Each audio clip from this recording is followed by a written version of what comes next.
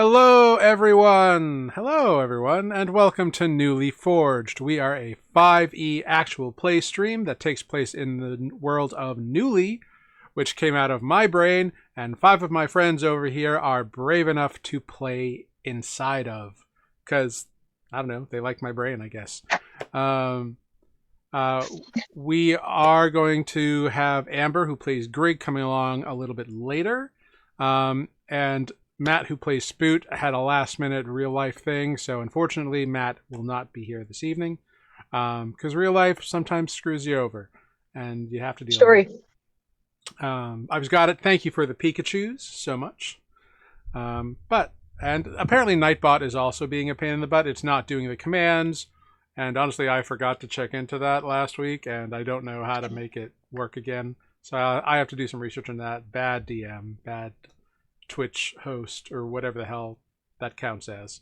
Anyway, let's introduce ourselves and our players here. Introduce yourself, your character, and Tanner, I would like you to remind us the current handicap that Nereus is under from the end.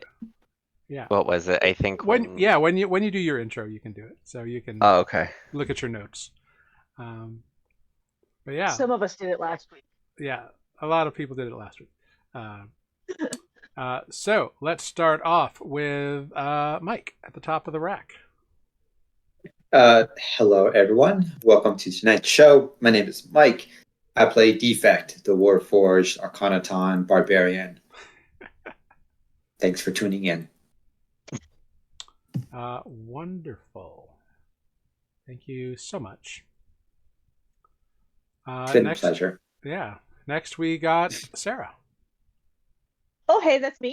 My name is Sarah, and I play Olive, who is a half-orc moon druid here in Nuuli Forged. Great.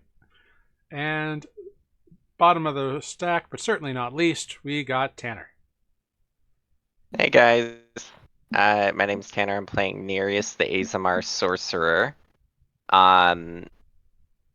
And his handicap is, I have it down as whenever Oligar's within sight, he has disadvantage on intimidation. Did I put that down right? Or is it persuasion? It's your charisma-based stuff. Oh, okay. Both. I just put down. Yeah. Okay. Editing. You also are at disadvantage when you make your Ear of the Storm rolls. Right. Because I am a failure. Aww. Your parent is not, your dad is not 100% the nicest guy. He values success. That's fair. Sounds like my dad. You know, a lot of people have had that parental figure in their life who judge unfairly based only on the outcome of things and not the effort put forth. But hey, Celestial's a Celestial. What are you going to do? Kill him. Let's go, guys.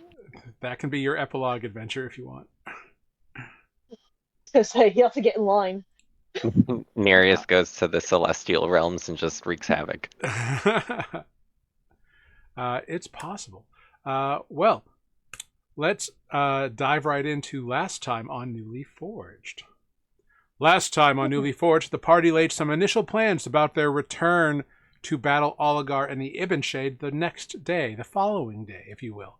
They met their new butler, who was recently hired by Adis, one Corin Tidyup, an undergnome who seemed quite personable but capable. The party sent him off with a list of items to procure. Defect had a few words with Adis, asking his advice on his quote-unquote situationship with Umbradius. Grig meditated and even prayed for the first time in their life, and ultimately was rewarded with a warm feeling of perhaps divine acknowledgement, or maybe heartburn. It's hard to say. Olive connected to the grounds of the manor and learned that all the nearby trees, plants, seemed to hold some kind of deep appreciation and respect for their curmudgeonly groundskeeper, the older human man known as Griff. Nereus kind of remained with Paduke to tend to the still unconscious spook as the trio of Olive, Grig, and Defect went to their old ally, Seda Malor, the High Archivist of the Knowing Mistress, at the Library of Three here in Fay Harbor. There they learned quite a bit about the history of the Ibn and pre-breaking society, and were able to have him scry on the home of their other ally, the wizard Fluxus, who had not been answering his sending stones. It turns out that there was some kind of detonation in Fluxus's lab, and it has seemingly killed the changeling wizard, leaving the gauntlet of Valruga behind. But as fortune would have it, Seda happened to scry in time to discover the entrance of a young bugbear who was picking through the ruins, and watched as it picked up the gauntlet, held it close to their chest, and then ran off with the artifact. At which point the scry kind of faded away. The trio then returned to the manor and asked Paduke to be on their team the following day, to which he had agreed, as they await the return of Corin and hopefully the awakening of Spoot. So that is where we will pick up, dear friends. Back in Misfit Manor, the trio of Grig, Defect, and Olive have returned home. Nereus, you have been upstairs with Paduke, kind of like checking over Spoot. What would you like to do in your kind of time away from everybody else? You've been dealing with some stuff. There's a threat on your family back in Laurenton. Mm-hmm. There's the newly discovered feelings of rejection, kind of, from your father, or at least a representative of his. Mm-hmm. And you're tired. You have not gotten a long rest yet, and you know that you ate that star fruit, so that's going to be a thing the next morning, or that star apple rather. And it's getting later in the day, but it's still not quite late enough to take the long rest. And you met that strange new gnome butler that your friends have hired. And you're in this house really for the first time for any significant length of time, given that you have been welcomed, but aren't like one of the owners of the house. So it's kind of been a weird situation. But you are here, and everyone's treating you as part of the family and part of the team. So what's going through Nereus's mind? What's Nereus feeling at this moment?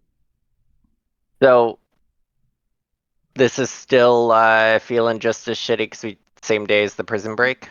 Correct. Yeah. All right. Still the same day. What time is it? Late afternoon? Yeah, it's like mid to late afternoon at this point. You've been helping Paduke kind of like look over Spoot. Nereus is going to start to get a really bad headache. Okay. Yeah. Does anybody else who ate that? Wait, is everybody back in the house? Mm-hmm. Yeah. Okay. Nereus is just gonna like head downstairs. I'm just curious. Did any of you who ate that fruit have the worst headache? Did any of you eat the fruit, or was it just me? No, I ate a fruit. Does your head hurt? No, but I took a nap and it didn't really help. Yeah. I feel like I'm so tired I can't fall asleep. But my head's killing me. What's the... Hold on. I gotta find the cook's name again. Kepi. Kepi. Kepi, do you have anything for a headache? She comes through the pantry and opens the door into the room where you all are at the table. She's like, "Oh, absolutely, dearie. Just a minute now. Won't be but a moment." And scampers back off. A few moments later, she returns with a piping hot mug of something. She must always keep warm water on because it was like instantaneous. Nereus is just gonna use prestidigitation just to chill it enough to drink, so that it doesn't like cause fire damage. Sure. All right, there you go, dearie.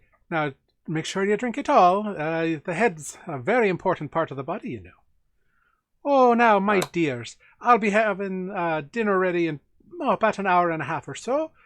Corin picked up all I needed for it, so it'll be a right feast to get you all situated before the evening, all right? Thanks, Kepi, you're the best. Thank you, Miss Olive, thank you. And she kind of goes back in. Oh, did you have more for her? No, I was just you said the butler's around? Or no? So you have met the butler. You didn't get a real chance to interact with him very much, other than his general welcome, because Grig sent him off with a list of items to procure. And as the butler, he has access to the house funds. So right. Okay. Is the housekeeper around then? Molly. Yeah. Yep. Molly comes in. All right. How can I help you, dear? Oh, it's nice to see you, Mr. Nereus. You too, but can you help me draw a bath? But of course. Let's get you all settled up. And you can't bathe yourself? I'll be back for dinner. I don't feel strong enough to lift buckets of water by myself. Oh, Mr. Nereus, this house is quite fancy. It's got a pump right in the bathing area. Now, I thought I was magic. Show me this. Oh, of course. Come right this way, sir. And she brings you up to the second floor. And she kind of looks pensively, says, "Well, I'm sure Mr. Spoot won't mind, being as he's sleeping a bit. So let's go right into his room there." And so you enter into the main room. She starts a fire. And there's a metal pump off the wall that leads to a pipe of some kind. And she pumps it a few times, and then water starts pouring out. And as the fire goes, you see that there's a few hot stones in there, and she starts taking the stones and putting that into the water. So the water warms up. Oh, it's going to be a toasty bath. Yeah. So it takes about 20 minutes or so to get the water piping hot with the rock method. There's a pile of rocks next to the fireplace here. And so she swaps it out every time. She's kind of showing you how it all works. There's robes and towels of linens, of course, sir. If you'd be wanting anything else, I can certainly fetch it for you. You need any help? No, I'm good. I have never seen this. This would have made bathing my siblings much easier. Ho! Agreed. My young ones would have been much more happy with such a contraption, but 'tis the first of its kind that I've ever seen myself. Well, now I know where I have to get my parents. Well, thanks, Molly. I'll see you at dinner. Yes, sir. Of course, sir. Enjoy your bath. And she leaves the room for you. Yeah. It's your first time in this room, and it's just a big bathroom with a big old tub. Used to be Oligar's private residence, but Spoot took it because nobody else wanted it. And so that's how he ended up with it. Fair. Yeah. I'm going to settle into the bath until dinner time. Cool. As Nereus goes up with Molly to get a bath drawn, Defect, what are you up to? I really don't know. You do Last see we were that doing- Umbradius and Archimedalius are still here. They're kind of Mhm. off over in the solar, kind of keeping themselves and having some kind of conversation. Okay. Kalen and Trip are still here. They seem to just be talking about various like places Trip has been and places that Kalen has been across Johanna. No sign of Adis at the moment. Mhm.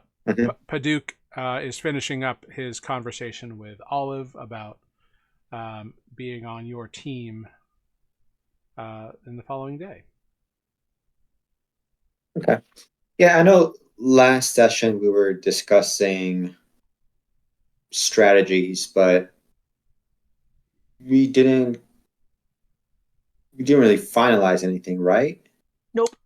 Correct. You had talked Oh. about splitting up into like two teams, a distractionary team and this is the mission team, which was going to be you guys.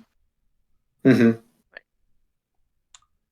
And just to go over your resources here, your resources are Paduk, who can turn invisible and can heal, and you have asked to be on your team in the mission. Mm-hmm. You've got Kalen and Adis, both of whom are expert archers. You've got... And have agreed to be a diversion. Yeah, right? They said that they would do diversionary team. You've got Archimedalius, who is some sort of arcane spellcaster, wizard type of deal. You've got Trip, who you know is not extremely powerful, but is, you know, a sneakier kind of get myself out of trouble kind of guy. And Umbradius, who seems to be quite stealthy and deadly when they want to be. It's sad that our little kobold friend from Red Sands did not make it all the way out here. Mr. Me! Mies is in a very different part of the world. Yeah, I but miss still. I miss him so much. Olive's never Tanner misses That's him. right. Yeah. Or Olive met him in passing, but didn't, you know. I don't think Olive ever met Mies. No, me stayed at Red Sand.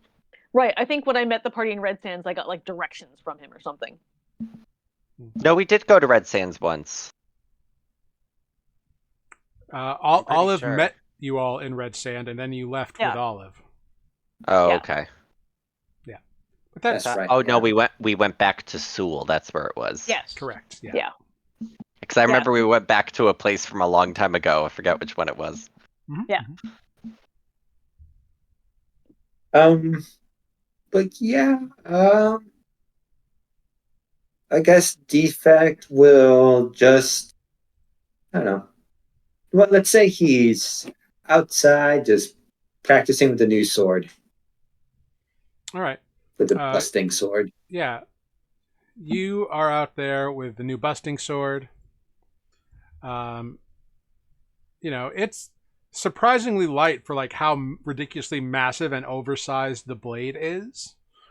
And the handle feels like it should snap like a twig, but there's something about it where it's just holding on to it without any kind of issue.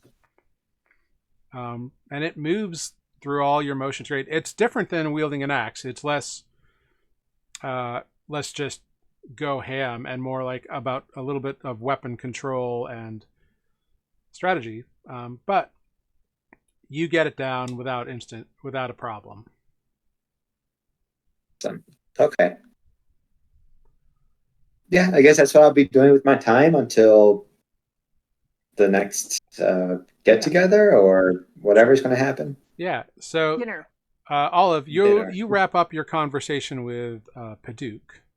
Mm-hmm. All those people that I mentioned are here. Is there anything you'd like to do?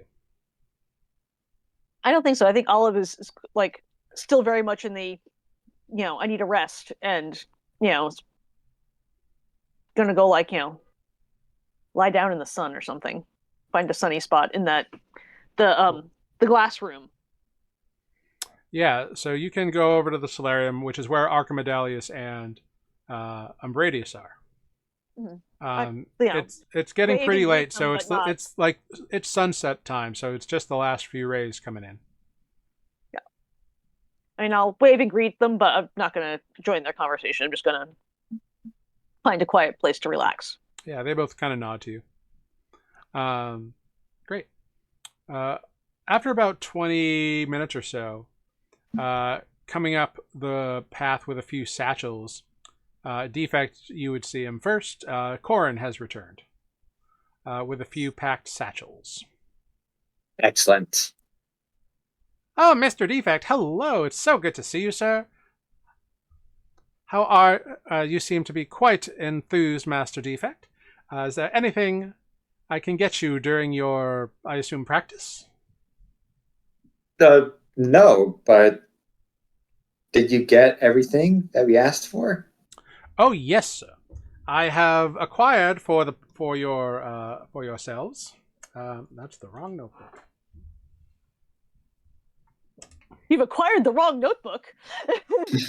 I have acquired, per your request, 4 superior healing potions and 1 greater healing potion from Hagatha. They were the most powerful ones she had available. 4 superior, 1 greater. Yes. And from,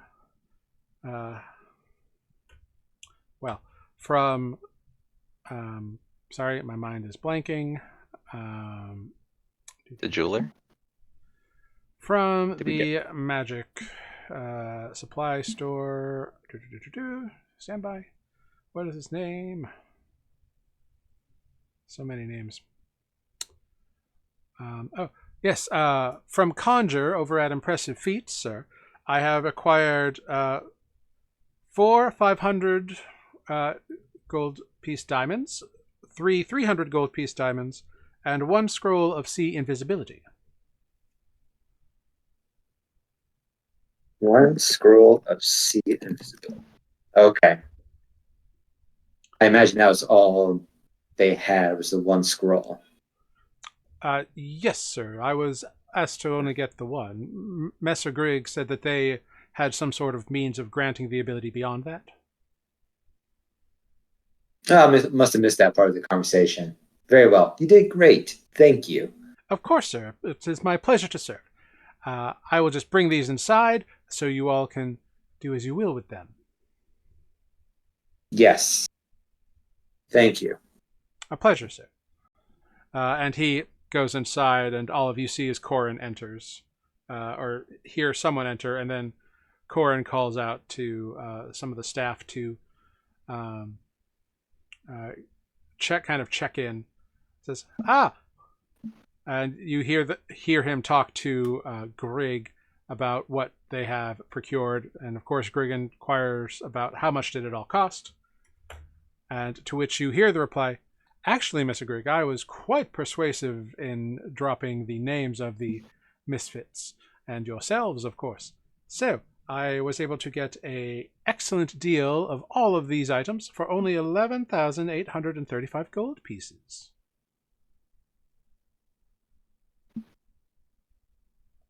That's a big number. It is. I imagine Grigg is having apoplexy fits. It does definitely cut into your house funds quite a bit. But so does dying. Yeah. Well, pretty much each of those superior potions was like 2.5 grand. So that was the bulk of it. For sure. And he got it like at cost a deal. He rolled very high on his checks. Cool.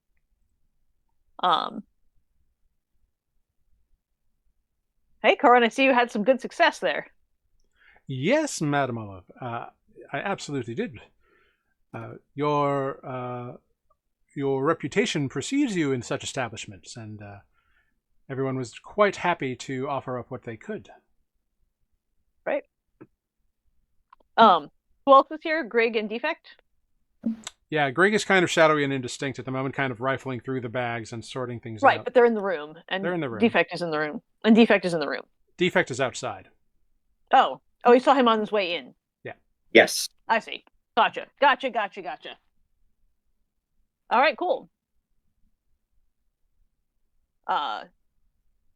Is it close to dinner time yet? It's still about an I think hour. I kind of dozed off for a little while. I don't know. Yeah, it's only been about 20 minutes since Kepi made her announcement. 20 to 30 minutes. At which point Molly comes downstairs and has a brief conversation with Corin, indicating that Mr. Nereus is upstairs taking a bath, to which he nods. Says, very good. Well, I'm going to sit down with the indistinct Grig and help them unpack the bags and like divvy up piles of stuff evenly, or whoever needs stuff. Yep. Like the potions and stuff divide up evenly, and then anything that was a special request. Yeah, you all asked for a lot of diamonds, which you now have. Great. How many diamonds do we have? Just so I can put it in my... So there are 4 diamonds worth 500 gold, and 3 diamonds worth 300 gold. Great. Cool. These are diamonds. I should write that down. Otherwise, this note will make no sense to me. Cool. Thanks, Corin. Thanks for running all these errands for us. It is my pleasure to be of service, Mistress Olive.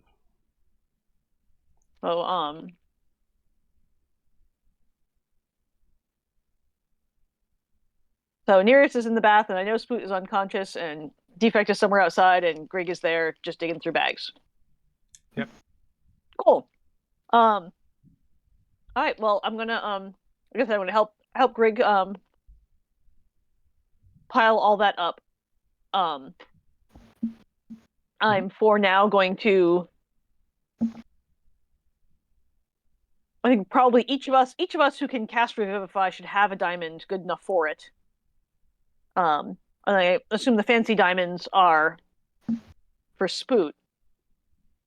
Well, as a druid, you would know that the more expensive diamonds are of a quality where you could actually cast the Raise Dead spell. Right. And Olive can't do that, and I don't think Grig can do that. I think it's just Spoot who can do that. Yeah. And Paduk, presumably. Right, because he's a cleric. Maybe. Cool. You don't know if he's he don't know if he is as powerful as Spoot. Right. All right, so I'm going to set aside the fancy diamonds, and I'm going to take two of the 300s and leave one for Grig for now, and that can be a discussion we all have. Yeah. And you can use the more expensive diamonds for Revivify as well. Right. So like you don't have to like only use them on Raise Dead. Just so you know. But Corin fulfilled your requests. So. Great. You gave him parameters, and he went for it. Cool. You're the best. Thank you. So, unless anybody wants anything specific, Nereus, as you are enjoying your soak and your bath, you don't like doze off because like it's like you're almost too tired for that, and also falling asleep in the water is a bad idea. But you're enjoying yourself. You're relaxing. You can feel like the grime kind of coming off in the soak. So much prestidigitation does. Yeah. Water definitely has a different effect.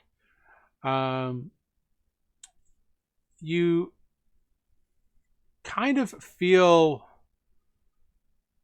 something kind of squirming around you or wrapping. Ew. And not in like a gross creepy kind of way, but in like a calming, comforting, protective sort of way. Like when you kind of shift, like the water kind of ripples over you in such a way that like it's not just the water reacting, there's like a force that is like gently, comfortingly caressing you in a weird way.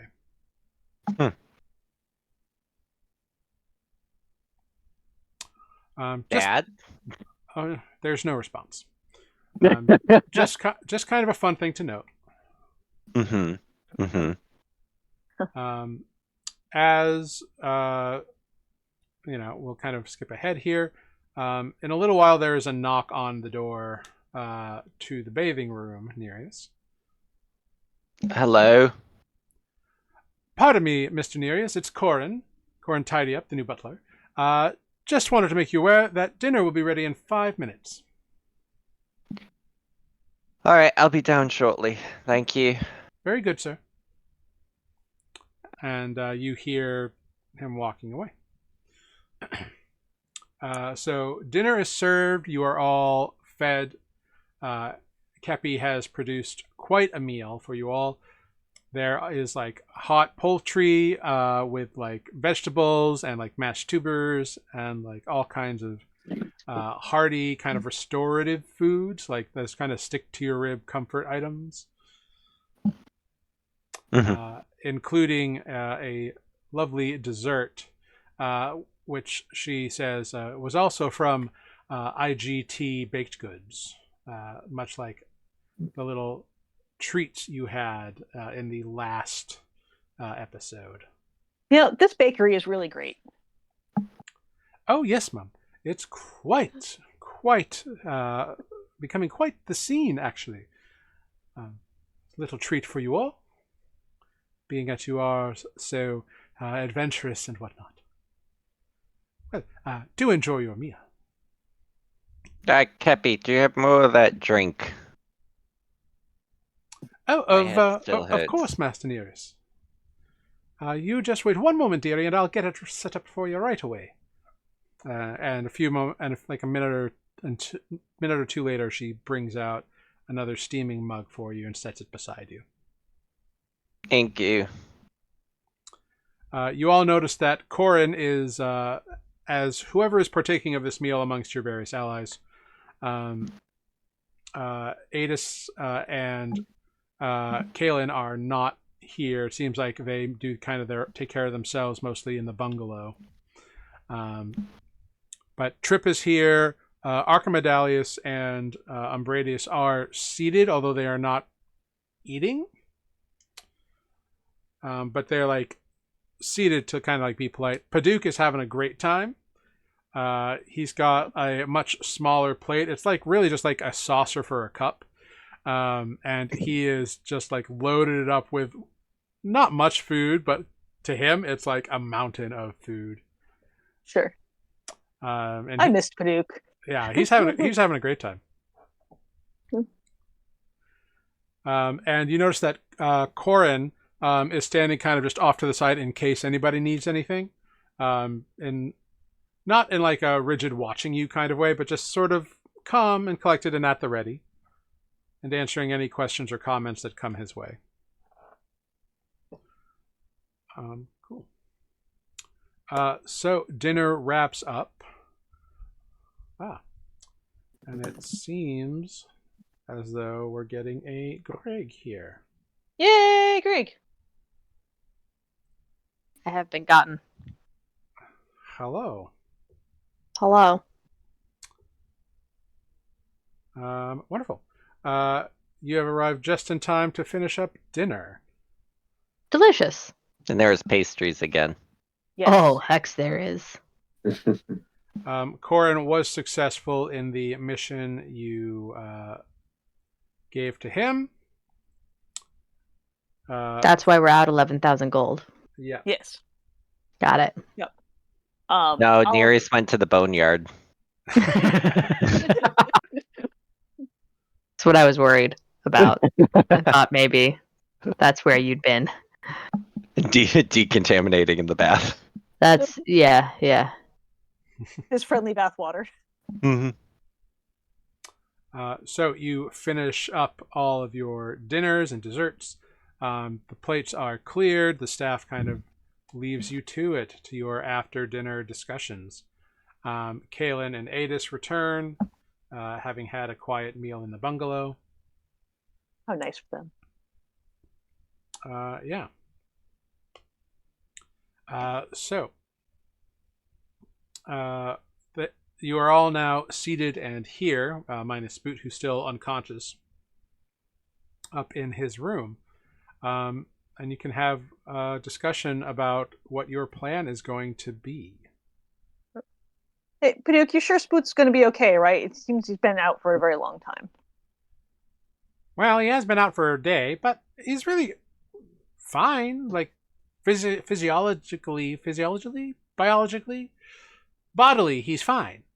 And his soul is being taken care of by his divinity. So, I'm sure he'll be just ducky.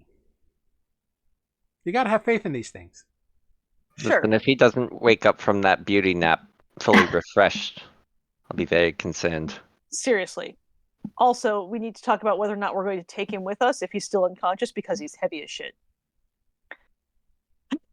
That's true. True. Yeah, looking around an unconscious person at the start of an infiltration doesn't seem like the best idea. Yeah, kinda. To which Kaelin kind of imperceptibly nods. So Trip kind of looks at you all. So, do you have a kind of plan for what we're going to do here? Well, I mean, we did talk about last time. Yeah. Y'all being part of Team Sneaky, Distracty, clear the way, and then you leave. Yes, we did. But I was kind of thinking maybe we have like a double distraction thing going on. Because if we're going to sneak in through the tunnel, maybe we need an exterior distraction as well. To kind of draw That's a really forces good idea. out from the keep, right? Sure. I could just blow something up. I was just going to say. Well, you'd want to be inside though, right? Yeah, you're right, because I have to get upstairs. Maybe I can build you something that blows up. Too bad. I don't think we have time for that. Kaelin and Adis kind of look at each other and Adis kind of speaks up. I mean, we could always just shoot arrows at guards on the wall. Will they blow up? Ooh, I have alchemist fire, I think. I have a glint figure still. I mean, I'm sure there's flammable things in the fort. Maybe you can... Team Sneaky could also light something on fire. Yeah, that's actually a really good idea, says Kaelin. I've got some alchemist fire, and I've got this acid. I forgot about this acid. I've got a glint figure that explodes into glitter and blinds people. Oh yeah, I've got a few of those too. Yes, so why don't Team Sneaky take the alchemist fire, maybe some acid to play with, and you guys can maybe on your way in light something on fire, then keep getting closer. That way they go further away. We should have one person like set the gates on fire or something. I think Adis and I can handle that. All right, but not until we're on the other side of them, because that would be inconvenient. Well, yes, I imagine we've all been through the tunnel, so we know about how long it takes. So you go in, we wait till you're inside, and then we'll begin our exterior distraction. And you can do whatever inside. Sounds great. So you know what I could also do? Well, I can, if we're leaving tomorrow morning, right? That's our plan. Yep. Great. If we're leaving tomorrow morning, I can also just give you a sending stone. And I can tell you what's up, those of you who are going to stay on the outside. Yeah, that would work too. I mean, we can do the countdown, but it might be good to have some communication outside. Adis kind of pipes up. So, if we leave in the morning, I thought this ritual was happening at night. Yes. I guess whenever we're leaving. I just mean that we're not leaving tonight because I have to do this thing tomorrow. Right. Right. Yeah, so that means you can have time to build whatever you got to do in the morning. We can get Right. any last minute things you think we should get. Although I guess Corin kind of did that already. Yep. And then I open up a tree and we all go.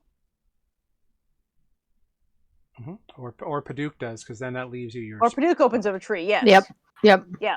That's right. Paduke was going to open up a tree. Moral of the story is that we're Right. gonna, Yeah. we're gonna go through Yeah. trees. I can totally do that. I can do it, and it's going to be great. We'll get right back to that little cups where Where the hole is. Yeah, it'll be great. It's a good entry plan, definitely. Cool. So, who has an idea of where we want to go once we get in? I mean, up. But other than up, like, how do we go up and not just totally repeat what we just did? Because that sucked. We could fly, but I don't think that's very sneaky. Not very, no. I mean, we did kill a lot of people the first time, It's true. so I But then don't know. Then they beat up on us pretty good. Yeah, but I'm just saying I don't know how many of them are left in the fort either. True. 12. There's only 12? Yes. Well, then Approximately. Team Sneaky's bound to, pull some towards wherever. And then we just... Why are we calling them Team Sneaky if the big thing they're doing is making a lot of noise and making a distraction? I don't know. Well, there's an indoor sneaky team that's going to go through and take out some people on the sneaky side. Advanced team, clear the way. Okay. And then there's the outside distraction team. Who are not sneaky at all. They're out there to be like... They're intentionally making a mess. Shoot But them! And then running away. They'll probably kill some people too, hopefully. Mm-hmm. And we are going to follow behind Team Sneaky and clean up. Through the tunnel. And then keep going up. Mm-hmm. But we also could let Team Sneaky go in through the tunnel. Let the gates get lit on fire. And then fly in over the top because you all know where it is now. You've been there. Accurate.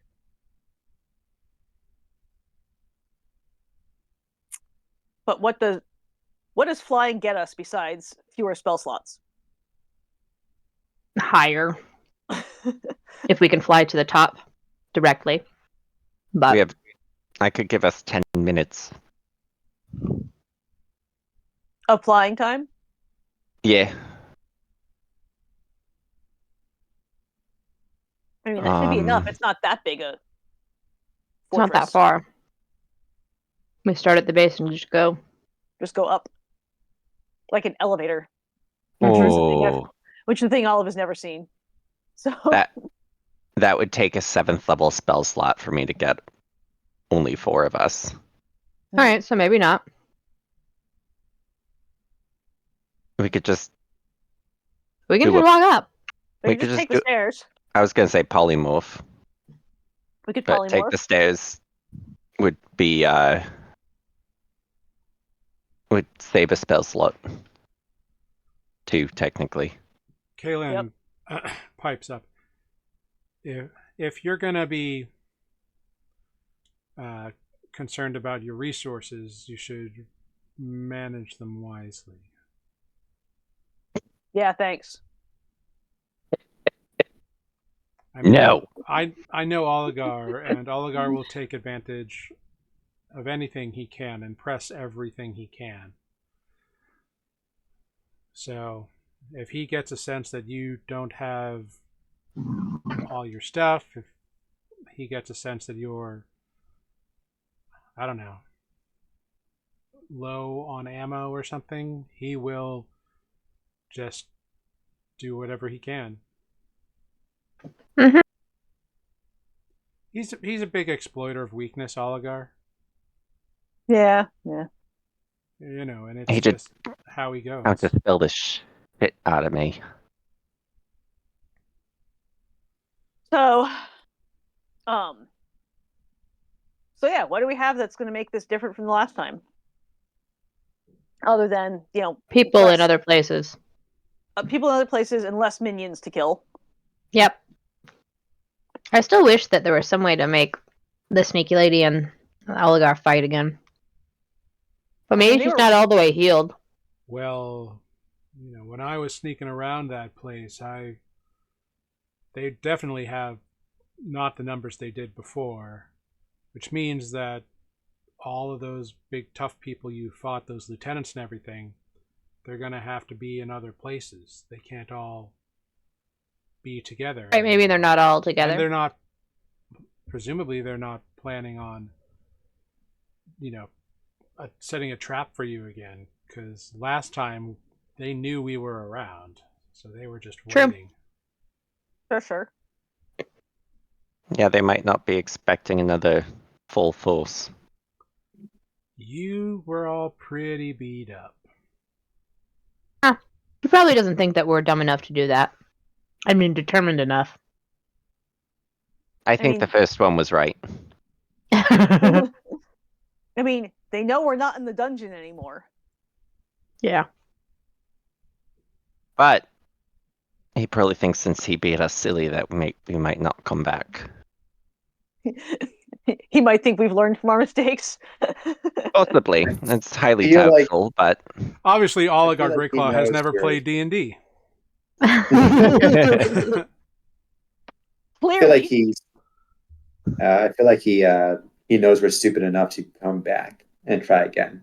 I think he does kind of know. Yeah. But he might not know that we, come with a plan. Mhm. Sure. Also true. And help. And he doesn't have his lackeys to whittle us down first. Yeah. And there's more of us to whittle. And in the end, the world will just end if we don't succeed, so it's fine. Right. Oh yes, fine. I mean, it's not. I'm just saying we kind of have to do this. It doesn't matter whether we don't feel like we have anything different or not. Sorry, True, guys. true. I mean, Right. if we're going to take responsibility for the world ending and decide to do something about it, we could just stay here and not try, I guess.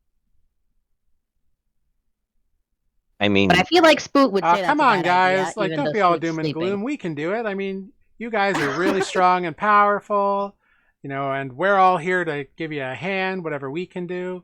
I'm sure it'll be great. Was that Paduk talking? It was, yeah. Definitely. Yeah. Little ray of Paduk, who was, sunshine that he is. Right, who's hiding out in Vampire Country for the last X weeks. I mean, shoot, maybe you can do it, Paduk.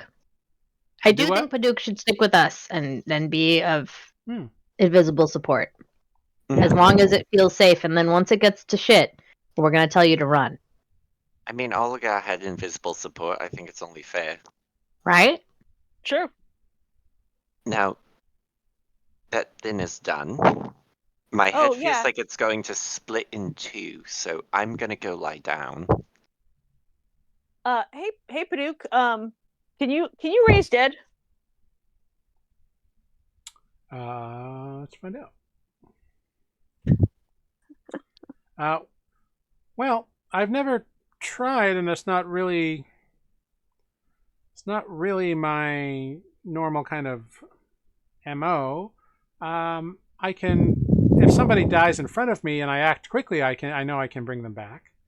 But Gotcha. someone who's been dead for a long period of time, I can't do. But I'd have to have a really big diamond, probably this big, and he makes a 1-inch size, measurement, which to him is really big.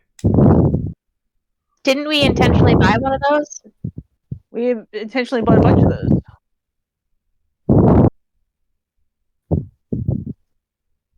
Yeah, If Corin I got remember you. right, he can't carry them, though. Indeed, was that is small. the big problem with a little fella. He can only Right. carry little things. Can you carry it briefly, though? He could he can carry it with two hands. That's not a problem for him. I could pull it out of the bag and say, take this, do that. Mhm. And he'd go from me to the thing and do the thing. Yeah. Great. You just can't hike all day with it. Fair. That's fair. And as far as Spoot, if Spoot wakes up before we leave, we take him. Yes. If he doesn't, we have to leave him. We have to. Because we can't go in there I can't carrying an protect him. unconscious body. I can't protect him. Sad as it is, that seems to be the smartest choice. Yeah. Cool. But first, I we should take agree. all of his stuff. We should If he's definitely still take all his unconscious, stuff. we take all of his stuff. We should loot his body, take his vest. Yep. That's between you all. I mean, like, if he's got extra potions and diamonds and stuff, we should just take that. We'll take his stuff. I know that I gave him a few things that he hasn't used up, so But then I if just he take those joins, back. then if he joins the fight, he won't He'll have be the naked. stuff he needs, right? But how is he going to join the fight if he's stuck there? I mean, Yeah. that's a good point. If he shows up, we can give him things. It's true. But we can't go carrying around a giant unconscious turtle. You know, it'd be one thing if Paduk was unconscious. Yeah, we can just stick him in a pocket. But He can hold his breath for an hour, right? Reduce, throw him in the bag of holding. But if he's unconscious, he can't actively hold his breath. right, That's fair. I tried. yeah. All right. All right, so I'm going to hang on to... Wait, you can also cast the big spell, the 600 gold spell? Who? You. Olive. Me? No. No, that's only Spoot. So I'll hang on to that. Yep. I took 2 of the smaller diamonds already and put them in my bag. Okay.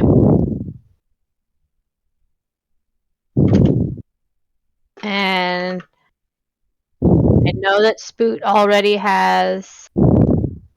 And did we do one of each for potions? I don't think we split the potions. We didn't split We the have... potions yet. All right, we have 5 of those. We should probably each take one.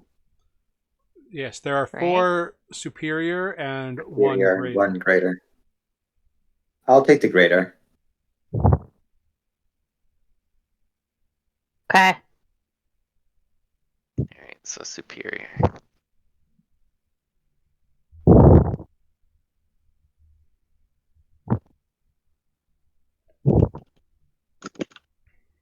And I will hold Boots. Okay. Because I can at least... I can be sneaky if I need to hand off things. You can always pour it down somebody's throat. That too.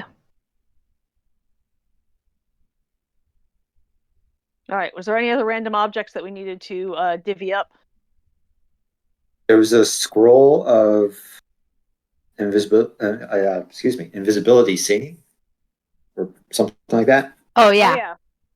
How Yes. many? Just one? Just one. one. Corn was able to procure 1 spell scroll of sea invisibility, Great. which acts as That's the something I spell. can cast. That I could do. And I wanted to scroll so that I don't have to use a spell slot for it. All right. And if you do, is that just for you? Yes. Wait. Let me think. I suppose I've never cast it on anybody else. But Pretty it sure is... you can't Yeah, cast I it think on it's someone just for else. me. Yeah, I Oh. think it's a Right. target of self. Self, yeah.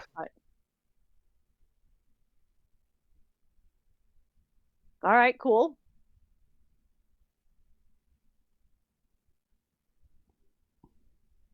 And you still have your counterspell scroll. Who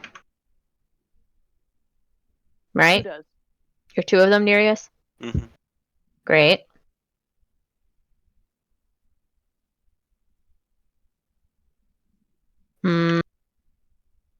What else? I feel like there was something. There was something else. Was there another scroll? Was that all the scrolls? Did I use all my Dispel Magic scrolls? Did you? I don't know. Did you? I don't think so. I don't remember. Well, you can look into that. Yeah. Olive's never used a scroll, She's pretty sure she could, but she's never tried. So I thought you were gonna say she can't read.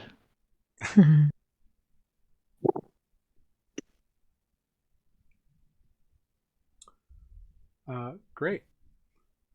So you all keep planning these kind of details out. Mhm. How does the group feel about this plan? Do they feel everybody kind of has a sense of what is going on, what they're going to do? I think so. Just point me Let's- in the right direction and I'll swing my sword. We should confirm Adis and Kalen are team front gates. We will And then cover that- yes. Leaves Trip Archimedes Archimedalius. thank you. Mm-hmm. Trip and Umbradius. If Umbradius is talking to us, I look at Defect. And Umbradius is at the table. oh great. Just making sure. I still do that. I look at Defect and then I look at Umbradius. Umbradius just kind of stares at you, Greg. Okay. I look away again. I don't know what's happening. That leaves who else? That leaves the Misfits and Paduke. Mm-hmm. Okay.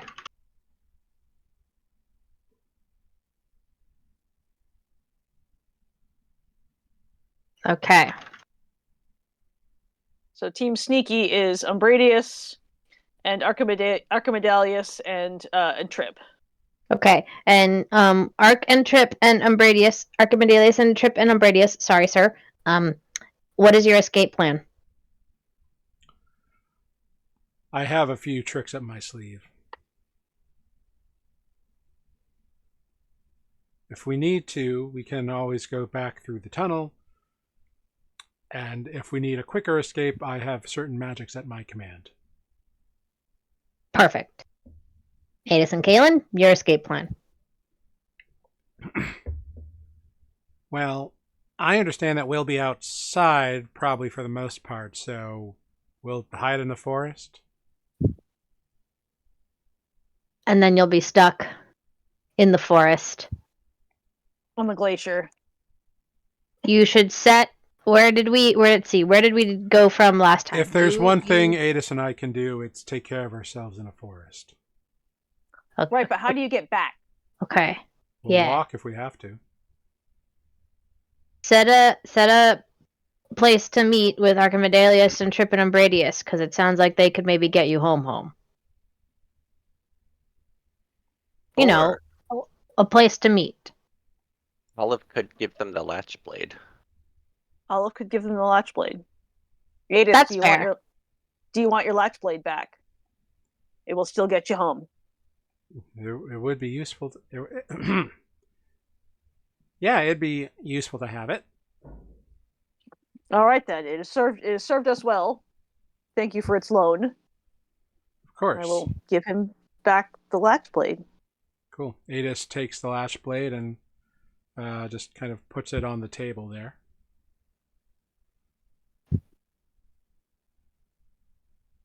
Okay. Good.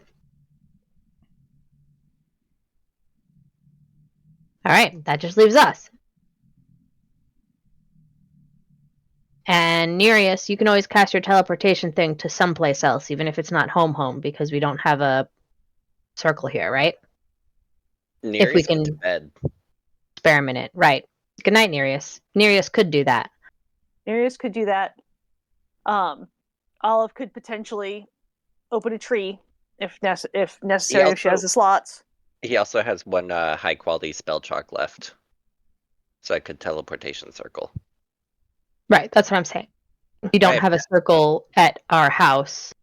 Right, but I have circles available, or I could, if Correct. I still have a 7th level slot, I could just teleport.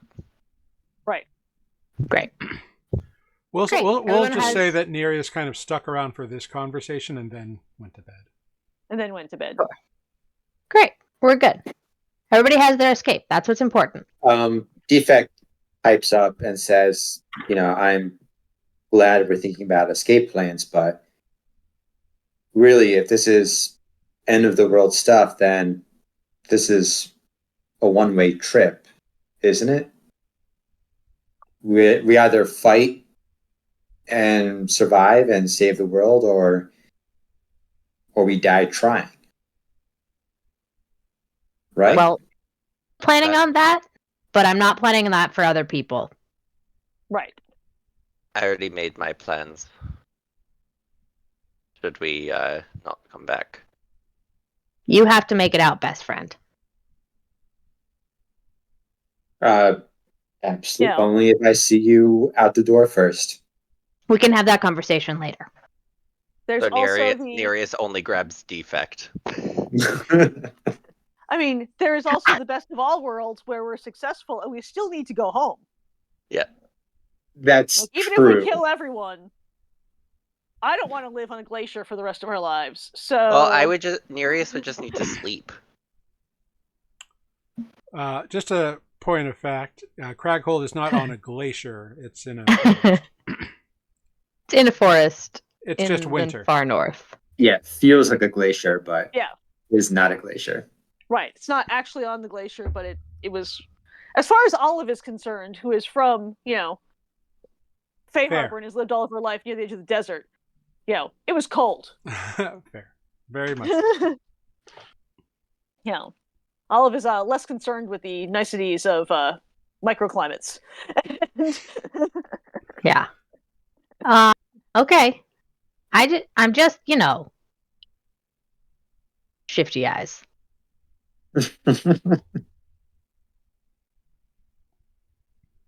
Mm-hmm. All right. Is there anything else we have to cover?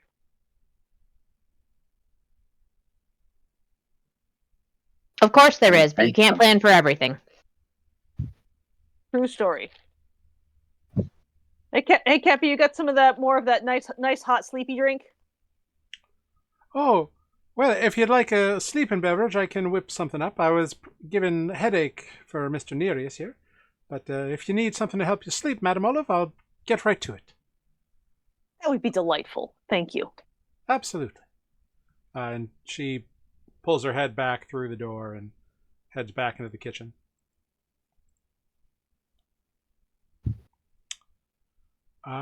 So, has everybody completed their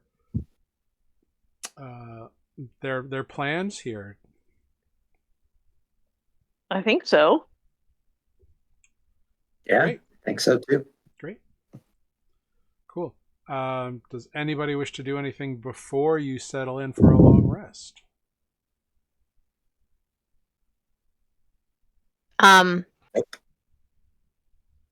I'm just gonna say, good night, Platinum Dragon, Hope, Dragon thing, in my head. It is the Platinum Hope, is the official. Platinum Hope. Thank you. Yeah. Good night, Platinum Hope. In bed. Silently, inside my head. Good night, Moon. Exactly. Good night, John Boy. Yeah. Not a problem. Easy enough to do. Great. So you all turn into your respective rooms. Trip, Umbradius. Trip is shown in to Nereus's room is kind of like the spare bedroom. There's like 4 smaller beds in there because it's the guest room. So Trip kind of bundles up in there in one of the spare beds. Archimedalius and Umbradius just kind of lay out on the couches in the solarium and just kind of sit and kind of go into their equivalent of rest mode that Defect does. And so you all settle in for a long rest. Nereus, your headache is just pounding away. Like, despite like the bath helped a little bit, the beverages helped a little bit, but it is just pounding away on your head. And there's a slight knock on the door. And you can hear Trip snoring. He's like out. Get up to open the door. Standing there, you see Corin, who is a small undergnome, kind of like a grayish skin, white hair combed over with like a blue streak in it. Is an older gnome. And he's got like, it seems to be like a kind of a purpley birthmark on, just kind of peeking out from the side of his like suit jacket. If you want to take a look at him, you can see him. Where did he go? I found him in the mansion staff. Ah, yes. Yeah. You had edited it. Yep, he is quite a fellow. Looked very fancy.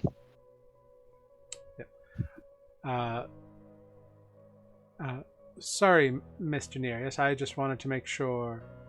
Well, I heard you turning and being somewhat restless in your sleep. Yeah, it's just my head's not quieting down. I find that sometimes talking about things kind of lulls one into sleep when they have reached such a state of torpor. I understand that you don't really know me very well, but I was always willing to hear my children out when they were growing up, and I think I did a pretty good job. If you are interested, that service is, of course, available to you. You seem as though there are many weights upon you this evening. Oh, you can say that.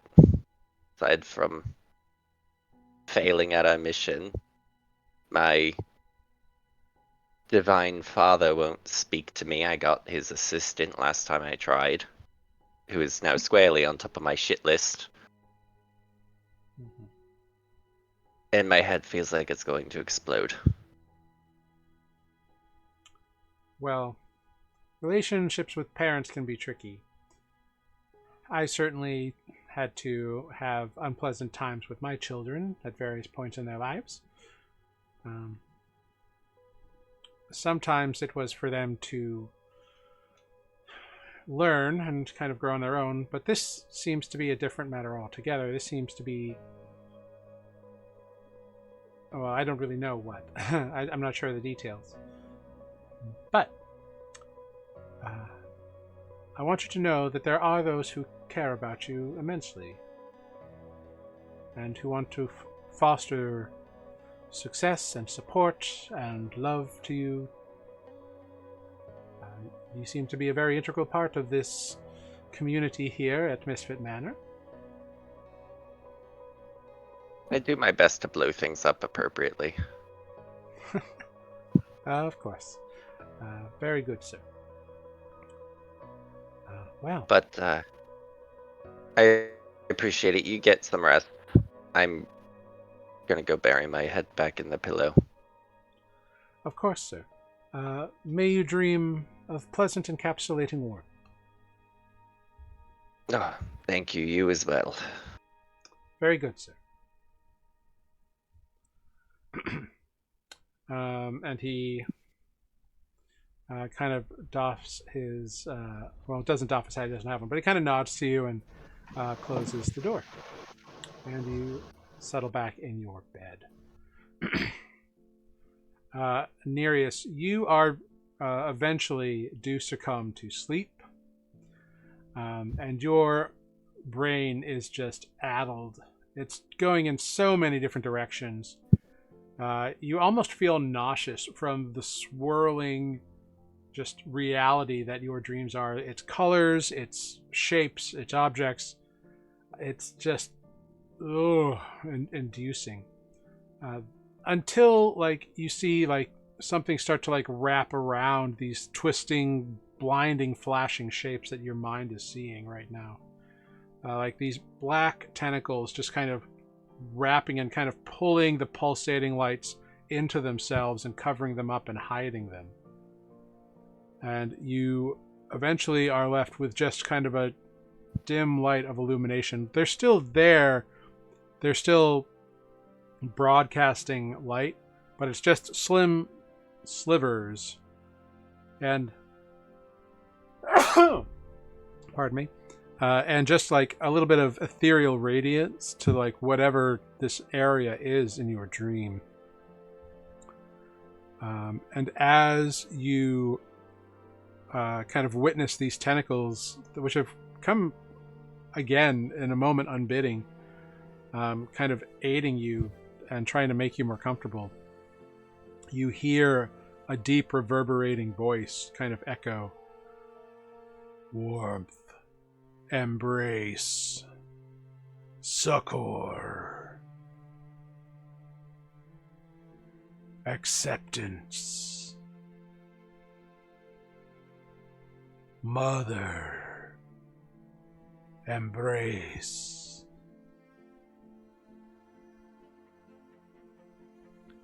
And you see one of the tentacles kind of just kind of wriggles up and just kind of like hovers at like hand height.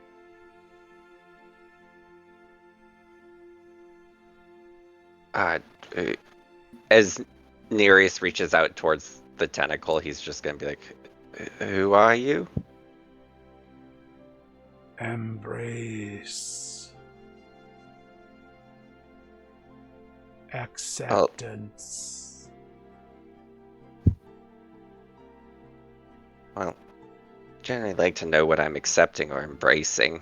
As he can he reach the tentacle?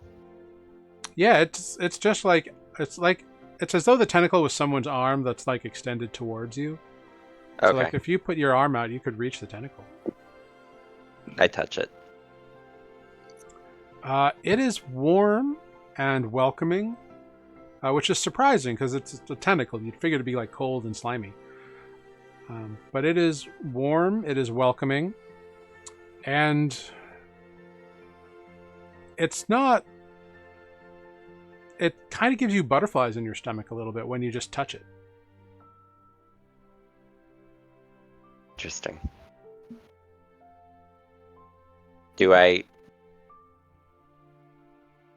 Can I try to, I guess, like, open myself magically the same way, like, he does with the rest of his magic? Describe what you Or mean. is there, like, a...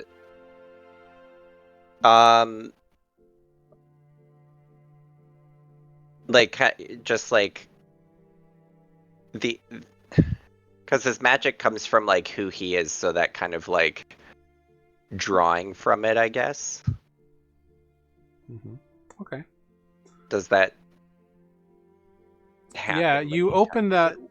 You open that well that you get from your father, and from that kind of divine lineage, and there's no reaction from the tentacle. You've reached out and touched it, and it's just kind of there, kind of. It almost looks like it's like as though someone was like offering a hand to like shake your hand, but you've just touched it and you got the reaction you did. But as you open that kind of patron or paternal magic, there's not any sort of big response. Are you the one that's the cause of these markings on me? Protection.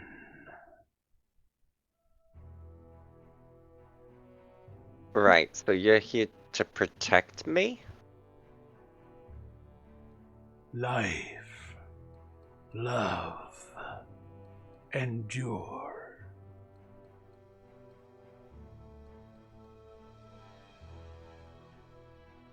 Oh, okay. Well,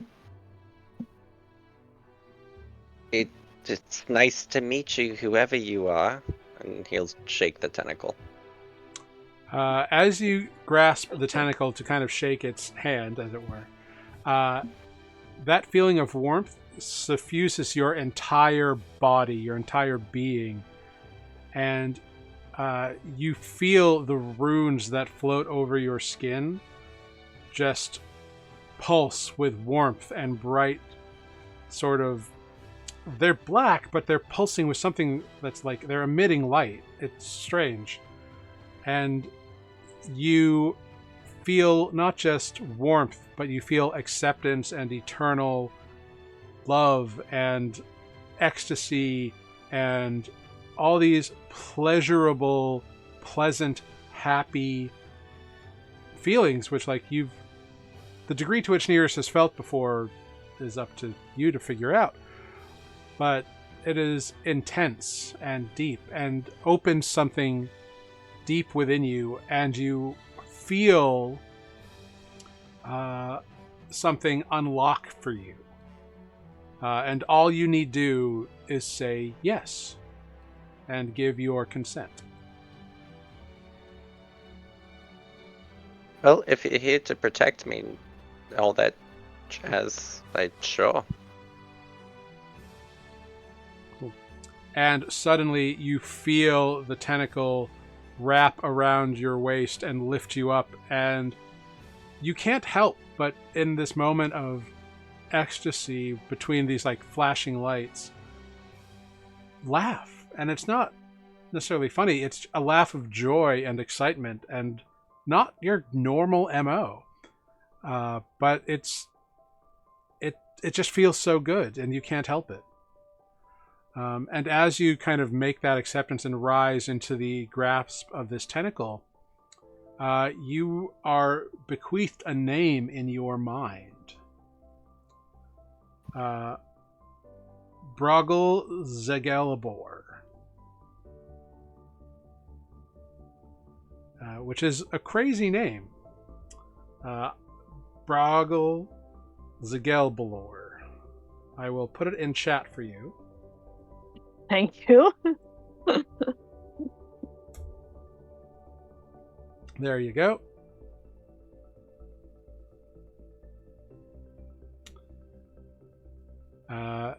That is the name that is gifted into your mind. And you feel a connection made, and you feel your back glow warm. And you feel an acceptance and a love that you've really only felt from your mothers before. And you've got a sense of something greater, and you see a flash in your mind within this dream of a past dream you had of a woman with crazy wild hair laughing in the grasp of a tentacle. That. And the crazy dreams that buffet you still do so, but you have a sense that you are kept safe throughout the night as this acceptance and joining completes. And you feel this, for lack of a better term, love and ecstasy that has been maybe a little absent in your life until this point. And as you dream, crazy, sharp, rounded, organic colors and shapes kind of buffeting your mind, there's something in the back of it that you know you're cared about.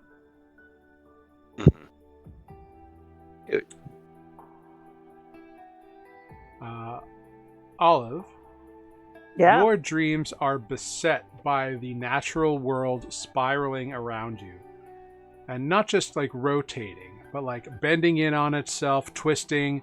Trees begin growing at like right angles instead of like organic curves. And the colors are all wrong. They're fuchsia and bright orange. They are electric blue and just blood red, like in just all kinds of ways that they should not be. The corn is just besotted by pastels, and like you reach for a tomato and it is chartreuse on the outside and then brown on the inside. God, what was in those pastries? The world is just spinning in your dreams. It is uncomfortable and kind of vomit-inducing in a strange way. I don't think I like this. Up with the mushroom liquor. Grig, as you dream, all the ideas and everything that you dream about just don't work. Like, tab A goes into slot B, but tab A keeps changing shape. It like droops or warps, and tab B and slot C start fitting together, but when you take your hands off, they just burst apart and they won't fit back together again. And your tools are all dull and start bending over and like melt like a flower that's been out of they like flop over like a flower that's been out of water for too long. They just kind of droop, and nothing is going your way. And your workbench has holes in it, and things are falling through, and it's just insane that this is happening as you are trying to make shit work. Nah! I have no other response. That sounds infuriating. Yeah. Defect. As you dream in your rest mode. Normally you get to like review, or actually, Defect, you did not eat a fruit. Is that correct? I didn't eat mine either. Oh, I thought you had. You mean today, like just now? When the star apple.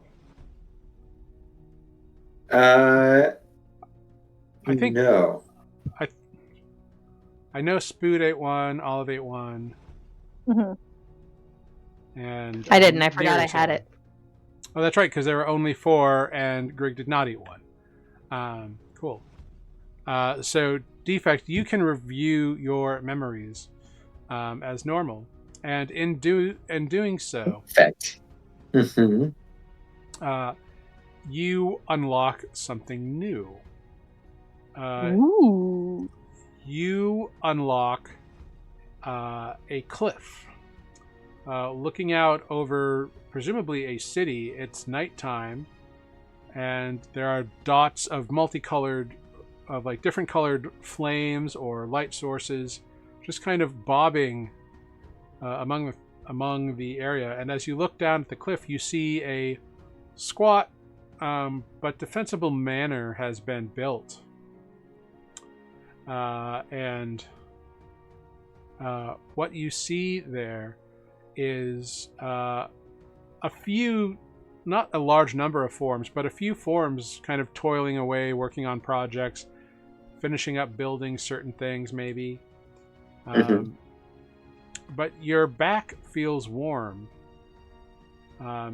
And as you turn your head in your memory, you see the familiar form of Umbradius leaning against your back. You're back to back, and you are just there in camaraderie or companionship. And it seems like a beautiful moment. But there's no words. It's just memories of this moment in time. Grig, as your workshop is falling to pieces, you let out a frustrated sigh, and an exasperated arms go, ugh. And something glows on the workbench. I touch it. You touch it, and it is warmth, and all your anger and frustration goes away. And what you see is it is a simple ring. But you recognize immediately that this ring is made of platinum. Ooh, fancy. Ah. And it is in your palm, and it feels warm to the touch. Nice. Your workbench has holes in it. Your tools are all falling apart. What are you going to do? Gonna put the ring in my pockets. Actually, I'll put it on. Do I have a spare finger? I probably do. Yeah. You put the ring on, and immediately warmth suffuses your entire body, as you feel a sense of ease and hope kind of build up from this despair-inducing nightmare you've been having. Nice. And as you reach out and touch a tool, it is restored to normal. It is back to functionality in your grasp. You lay your other hand on the work table, and the holes close up, and it becomes a sturdy surface once more. And your parchments of designs and your bits and bobs all come back together as you look down and you see this platinum ring kind of glows, and then it melts into your skin, and you feel as though that's a part of you now. Cool. Do I have a mark on my hand? You don't see Is one it just gone? in this Darn. dream. No, there's no mark that you see. But yeah. Cool. You all successfully complete a long rest. All right. As you God. awaken the next morning. Welcome to level 14 officially, everybody. Woohoo! Ooh. Yeah. God damn. Yeah.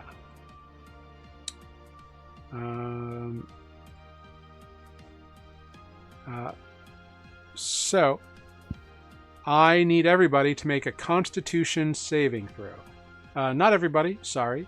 I need Olive and Nereus to make Constitution saving throws right out the gate. Oh, First thing boy. in this morning. Always at an early morning. Feeling Of very anxiety. Constitution. Nereus, nice. you wake up. You feel much con. You feel so much better about yourself.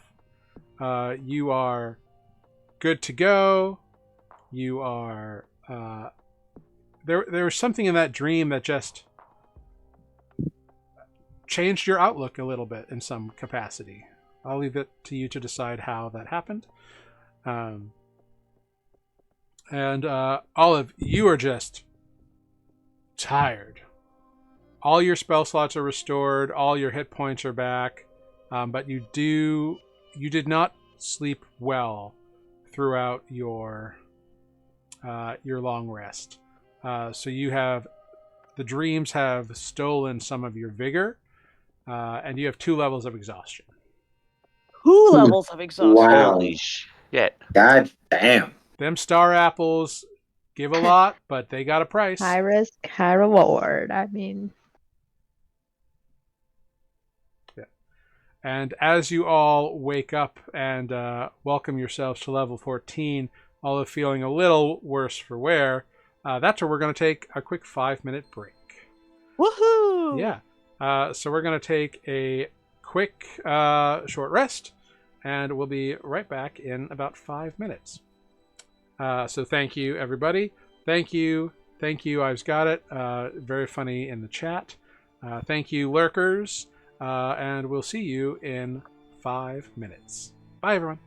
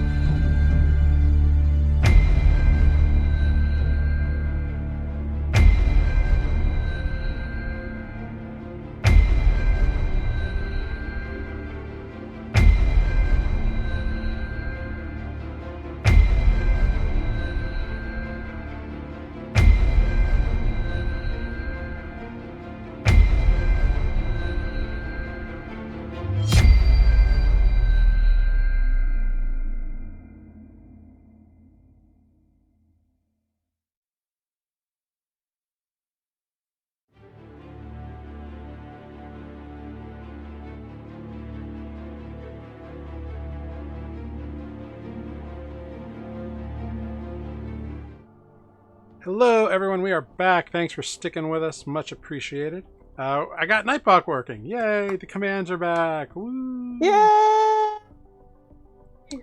Yeah, I don't know why it had left the stream because it's a jerk, but it's now rejoined and is back with us. So all our exclamation point commands work just fine.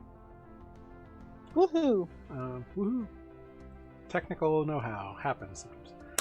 So we have all dived by. We'll dive back in. You all are awake. Most of you are fully rested. Your companions also arise, and you find your staff. You find Molly and Kepi are bringing in some morning wares from the, along with Corin, from the markets or stalls or some such thing.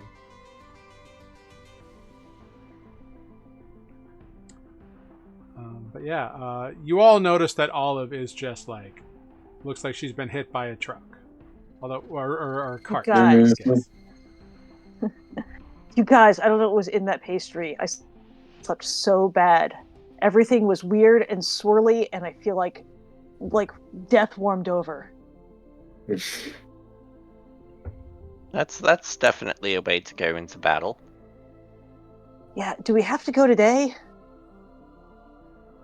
Yes. Why don't you go back upstairs and lay down for a little bit? I mean, I can. I don't know that it's enough. Let me take a look at you here, Olive. And Paduk kind of flutters over. Oh yeah, wow, you are tired. You are beat. Something's magically drained some of your energy over the night. I'm not sure what. You don't say. Yeah. If we're gonna do this thing today, I think that I would recommend you get it taken care of. There are Do that? I can't. But in a city like this, there must be some sort of divine user you can pay to get rid of it.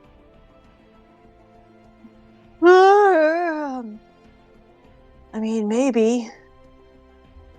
Where's the staff? Hey, staff. Who's around? Corin is there. Yeah. Yes, Mr. Charlotte. Oh, Corin. what can I do for you, please? You look quite you look tired. I didn't sleep well at all. And I thought it was maybe the pastries or something, but everyone else ate them too, and they seem to be fine. So I don't know what it is. I don't know what you're feeling. I feel amazing this morning. Olive just puts her hand on Yuri's face and pushes him. Go away.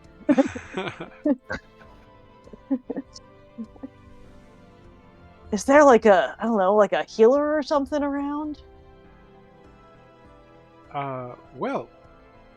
Yes.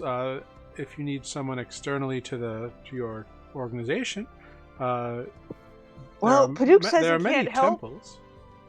I'm sorry? Paduk says he can't help, and Spoot's still unconscious. Of course, there are temples that you can request to. Let me see. There are temples, of course, to, the Library of Three, the Knowing Mistress there. There's also the Temple of the Dreamweaver. There's a temple to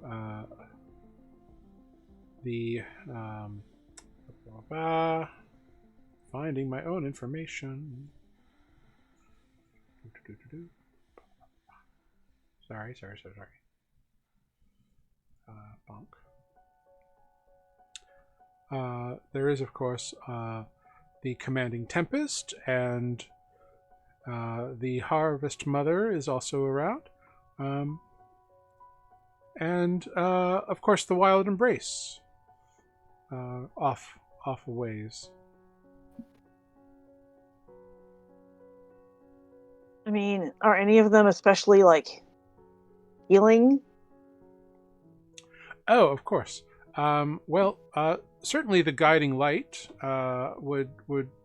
is a god of healing. Yes.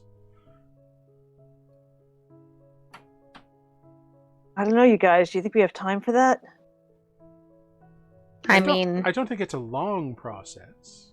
yeah, we have like a few hours, right? We probably Yeah. don't want to get there until evening. Sure. Or maybe we want to go earlier. It's not like we can, do much in 5 hours, but maybe if we go a little earlier, it's like slightly less, almost complete. But yeah, go get fixed, because you're going to be useless if you don't. I mean, look at you.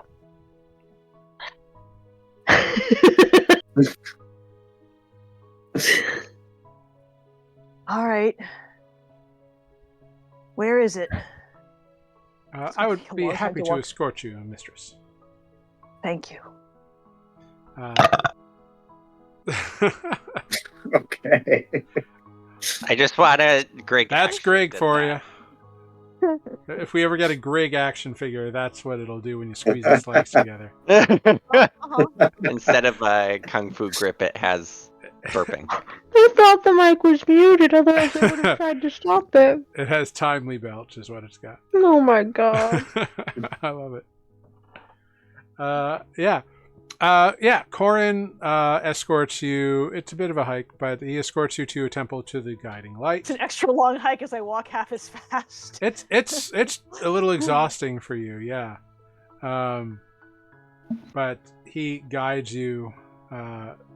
He guides you there. And this acolyte, this human woman, kind of a dark complexion but brilliant smile that like radiates joy, says, welcome to Dawn's Embrace, Temple to the Guiding Light. How may I serve you this fine, blessed day? I woke up feeling like shit warmed over. Oh, I have important healing things to services do are today. required then. Please, Please. right this way. We'll have one of our clerics attend to you. Thank you so much. Of course. And she brings you into like a little kind of healing alcove kind of area. There's like pleasant aromas, kind of incense that's kind of burning in here. Everything is like white and like decked in like gold leaf or otherwise like some semblance of yellow or gold. It's kind of ostentatious. But a slightly older woman comes in not too long later, followed by an older man, human, both of them. You see they kind of set down their this bundle that the woman is carrying. All right, dear. Now, how can we assist you? Describe your symptoms. We understand you feel bad today. Yes. I feel like I haven't slept at all. Like I'm so tired. And they Dragging begin my like feet. these administrations kind of like asking you questions, running you through things. And they both kind of, and the man just kind of like lays a hand upon your, or puts your hand in between his, and kind of closes his eyes. And when he opens them, you see that they glow with like a light, kind of a very minor white glow to the sclera. Or the whites? Are the whites the sclera? I forget. But yeah, they kind of glow. I think that's right. And I then, think so too. Yes, you are suffering from some sort of draining that has drained your energy quite a bit. I think we can remove this. It is a costly procedure. How costly? A single casting of the spell is 450 gold. And will that fix it? If not, it will cost you nothing.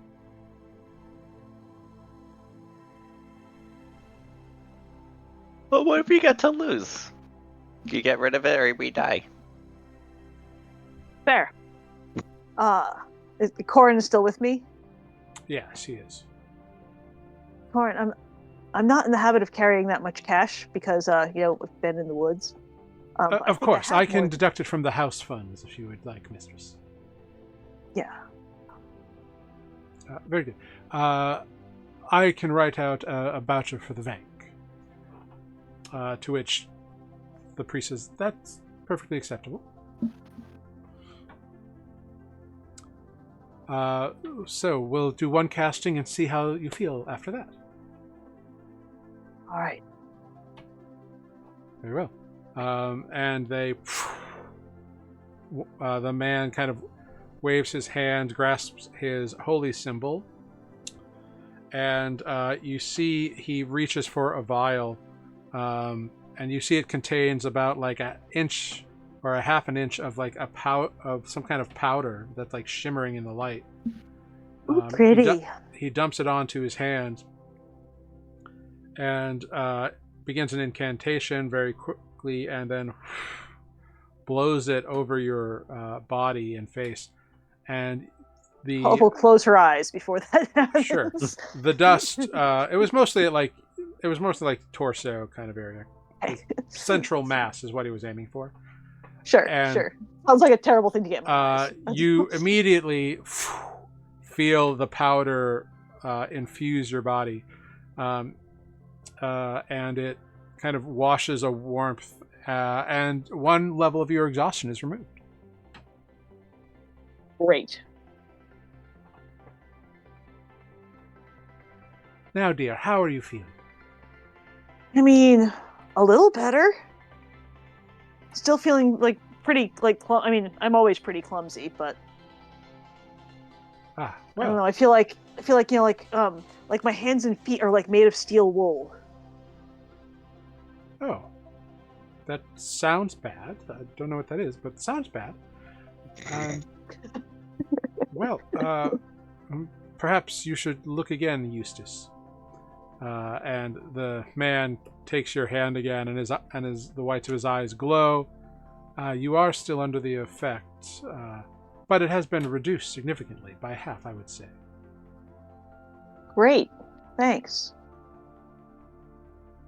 I feel if we cast it again, it would remove entirely, but I do not know your fundage situation. I mean, I've kind of lost track, honestly, but what the hell? World's coming to an end. I beg your pardon? I'm having. Yes, do it. What are we saving money for if not to feel better? A good sensibility. And you see he kind of they trade places essentially. The woman now takes the vial, or takes a similar vial, grasps her holy symbol, and she mutters a prayer and sprinkles the dust over your head. And you feel it from the crown of your head down kind of just warm your body, and your first level of exhaustion is removed. Oh, thank God. Corin writes out a voucher a claim slip to the bank for 900 gold pieces, and offers it to them. They thank you profusely for your patronage of their church and their abilities. Well, thank you guys so much. You have no idea. It is our pleasure to serve those who need aid in these trying times. The guiding light teaches us that all life is important, and we follow in the urge to protect and secure it.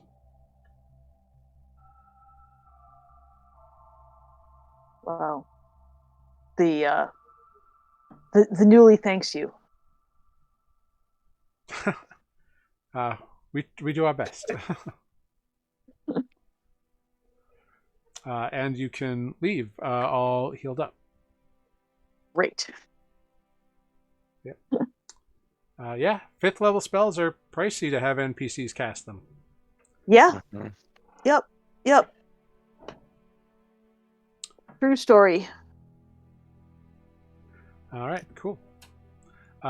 Great. So just mark another 900 off of the house funds, unless you want to like pull them from like Olive's savings or whatever. That's up to Say you. we can pull them from Olive's savings, although I've lost track of what that is.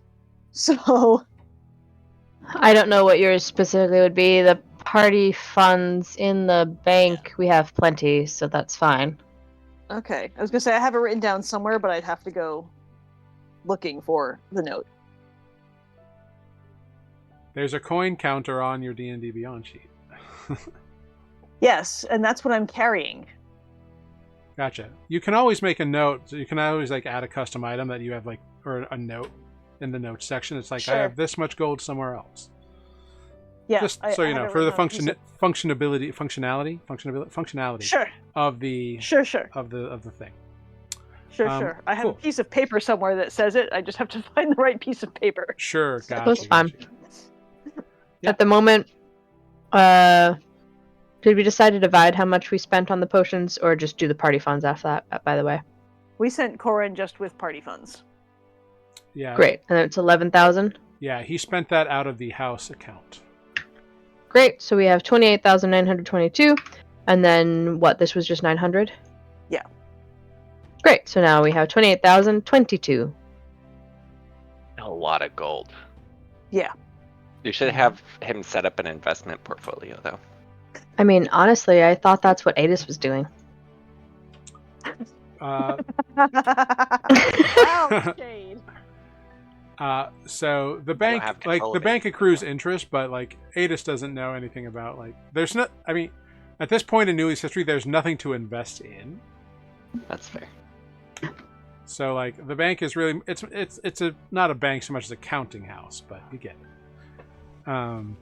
It's a secure place to store your gold. Anyway, moving on. So Olive and Corin leave to go take care of Olive. What is everybody else doing this morning?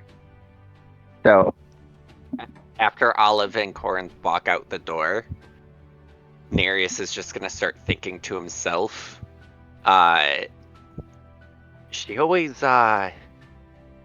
sleeps through every fight where I'm getting the shit beat out of me in the middle of the night, but she has one bad night and I run to the healer. Greg is gonna hear that in their mind. Grig's gonna just make faces and be like, I'm not answering. I have no commentary, shifty eyes. That was not the reaction I was expecting. Grig is trying to be a nice person. Will you quit it? Jesus.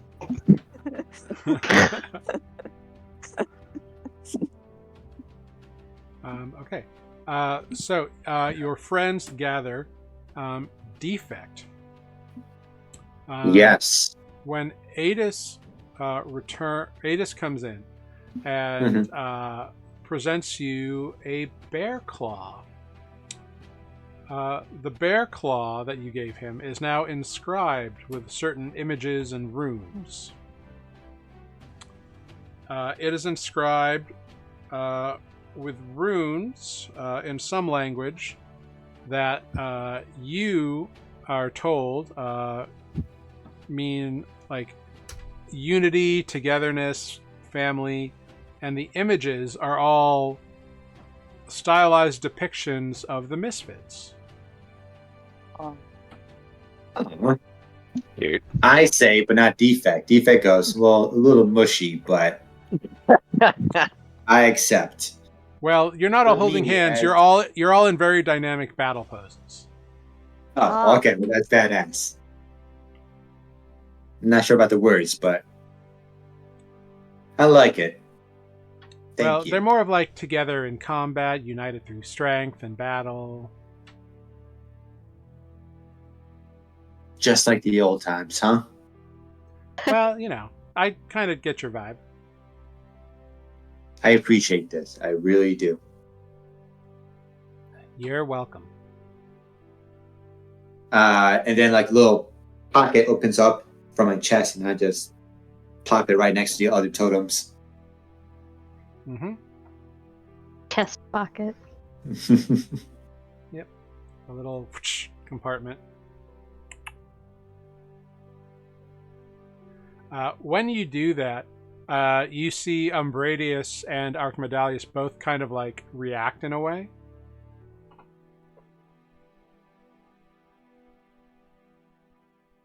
Like Like they- react how? Like they look at each other and then make an insight check.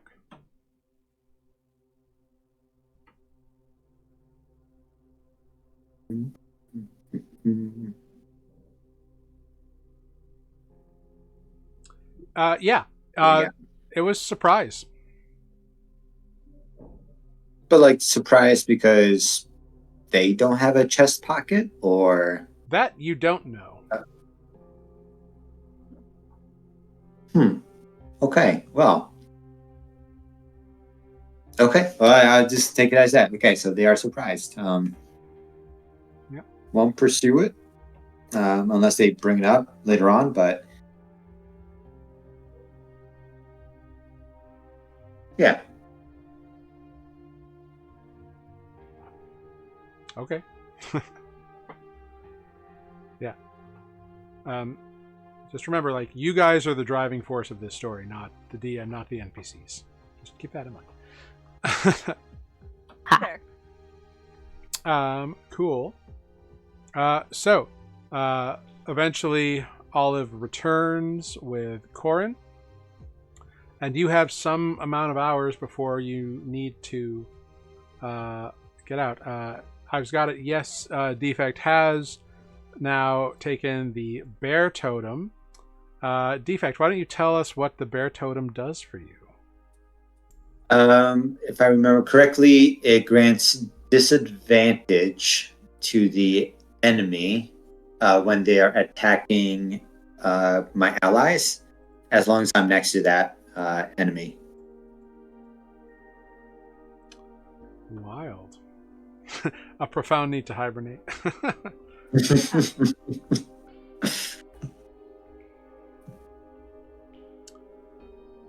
Cool. Yes. While you are raging, any creature within 5 feet of you has disadvantage on targets other than you, with a few stipulations. But yeah, pretty much, it's a good way to like keep your friends safe if you're all up in the grill. That's right. Yeah, it's good.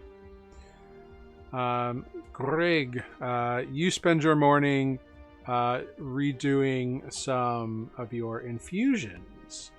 Indeed. And what- I also... Yeah. What? Oh, I was going to ask, what do you come down with to share with your party, and what do you have fun and fancy and new at 14? New at 14 is that I could do more of these things. Basically, for the most part.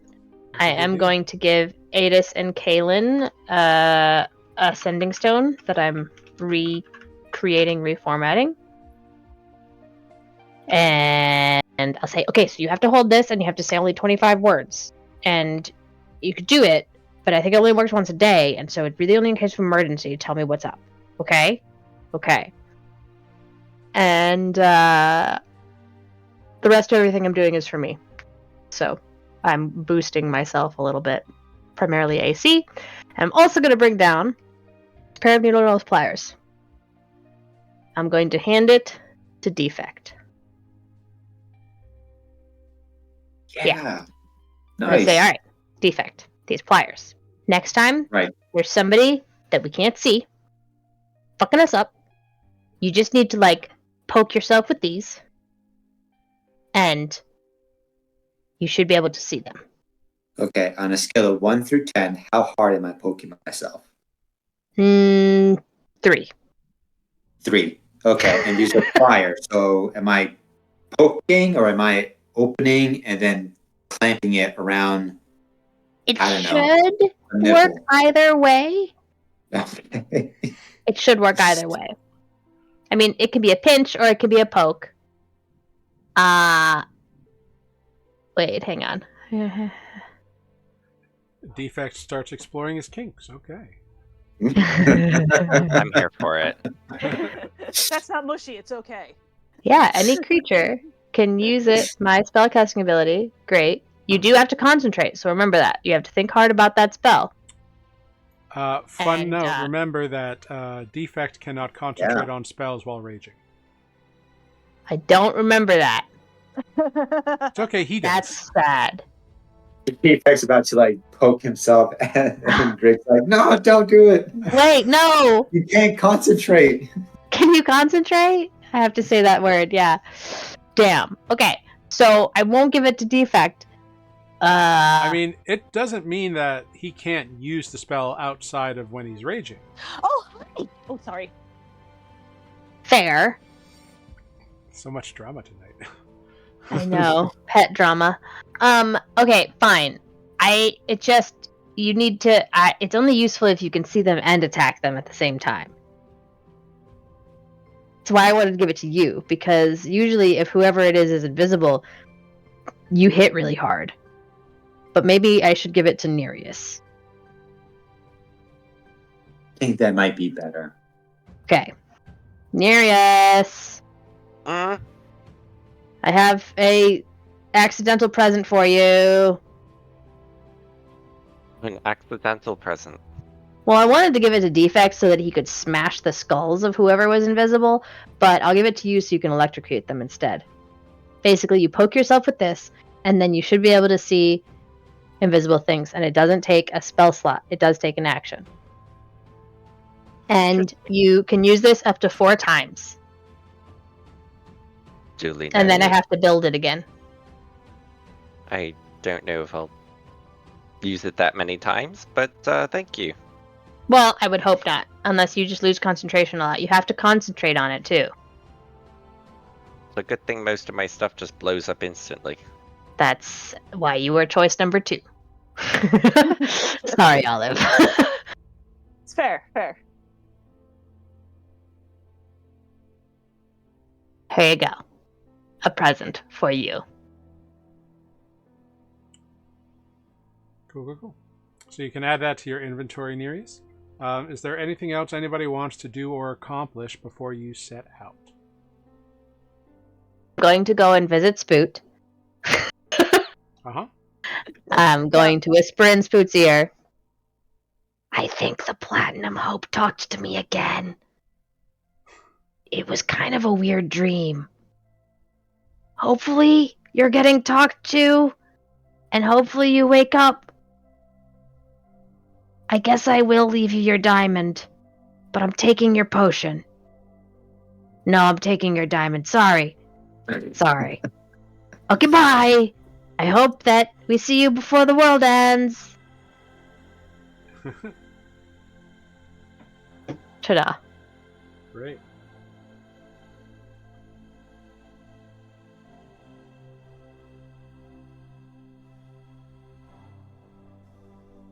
Wonderful. Cool. Anybody else have any last minute errands, conversations, anything like that?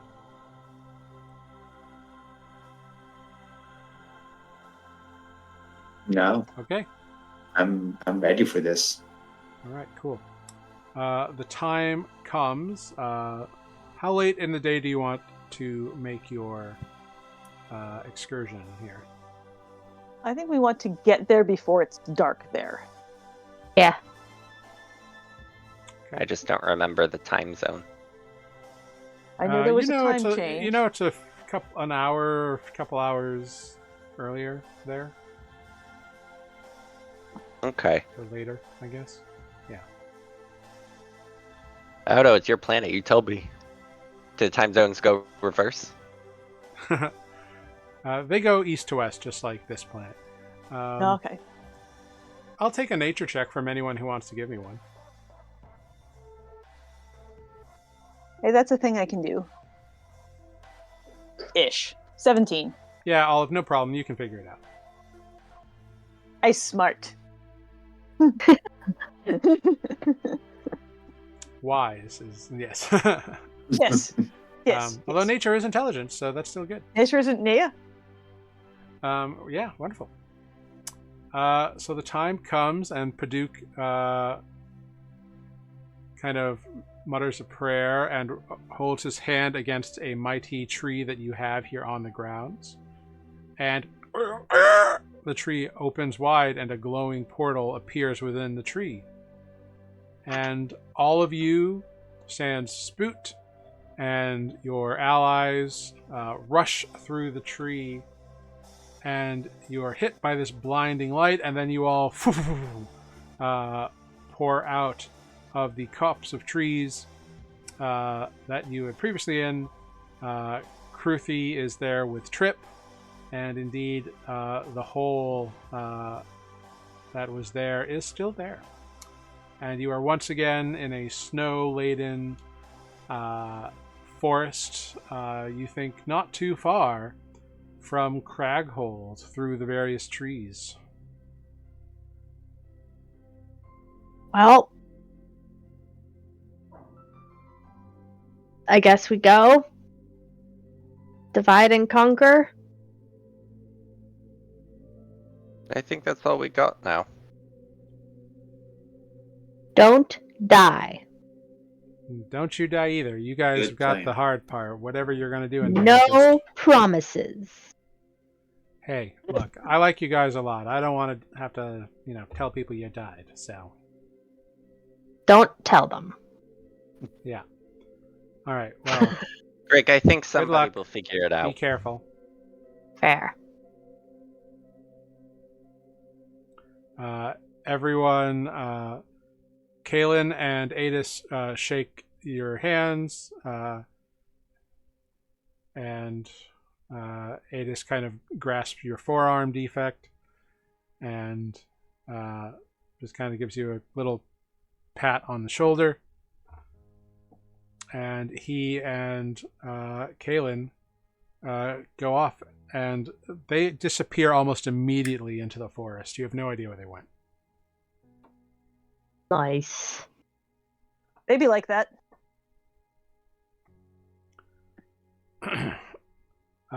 Trip looks at Kruthi and says, "All right, girl, clear the path." And Kruthi kind of clears the rubble out of the hole and begins digging, and you all crawl in one by one. It's tight for defect, but the rest of you don't really have too much of a problem. Greg and Trip and Paduk don't have any problem whatsoever. Sure. Everybody else is crawling.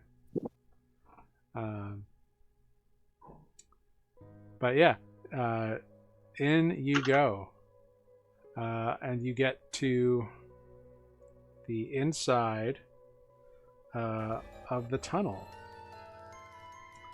Here we are. Yeah. So Trip kind of goes up and removes a stone and kind of peers through, and then kind of puts it back, and then opens it up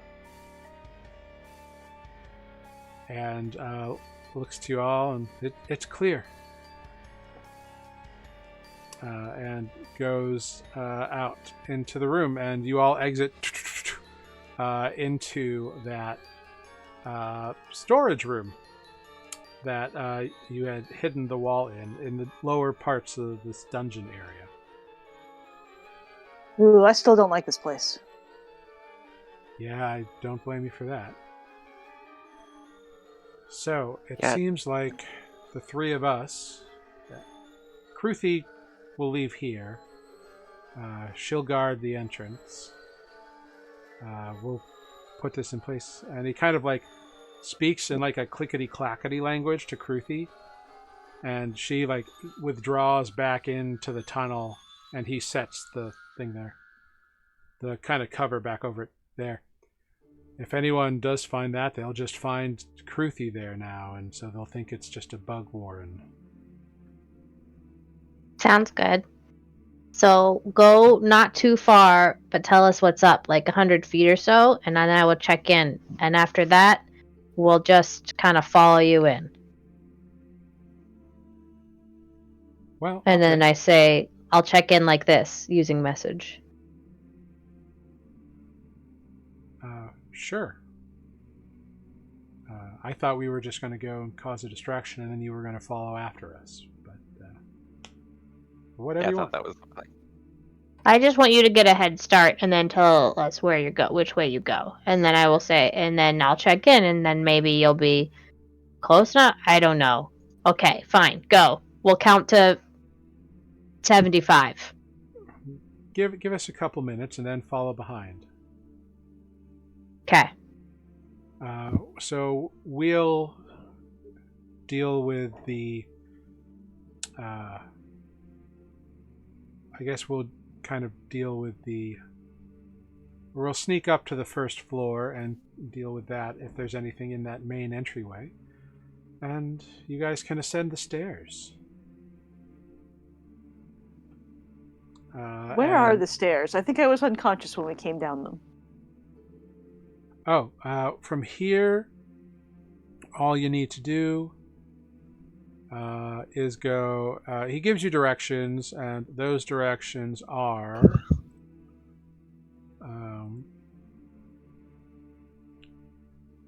out the door to the right, through the double doors, take a left, past the double doors, take another left, and take a left and go up the stairs.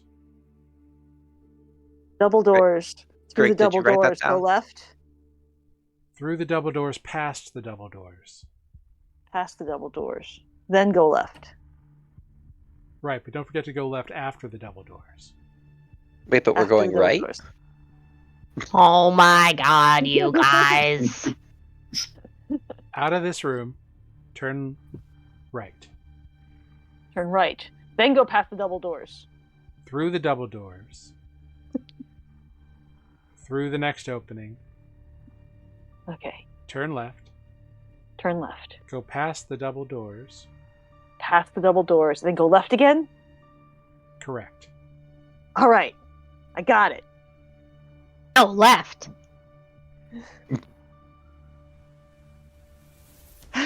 Yes, I wrote it down this time.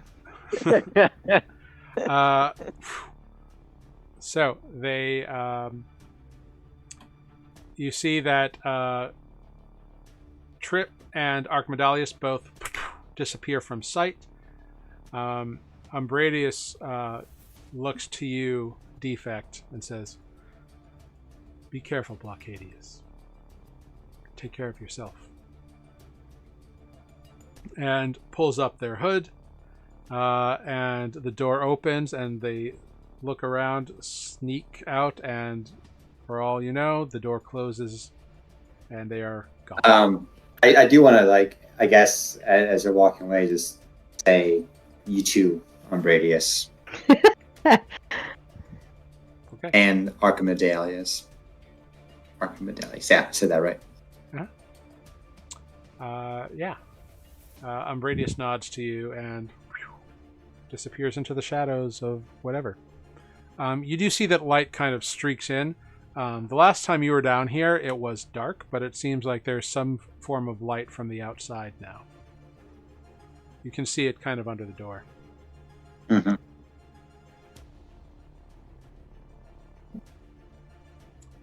A couple minutes goes by, and there's no... Everybody make a perception check. Sure. I'm so good at this. Apparently, tonight will be brought to you by the number 17. Sure, for sure. Oh, Oof. God. This is all less Dude, cute. Defect is not in the game. Neither is Greg. None of Or you Smooth. hear anything. None of you hear any kind of commotion or bad news message. The door doesn't open again. You don't hear anybody walking around outside. Just for fun, I'm going to try to message Trip and be like, I am checking just in case you're not trapped hiding really close by. You can reply to this message. You're using message or sending? Message. Do you have to see someone to message them? Not if I'm familiar with them. Great. I know it's somewhere beyond the barrier. Cool. You point your finger towards a creature within range. Just do an intelligence check for me, if you'd be so kind.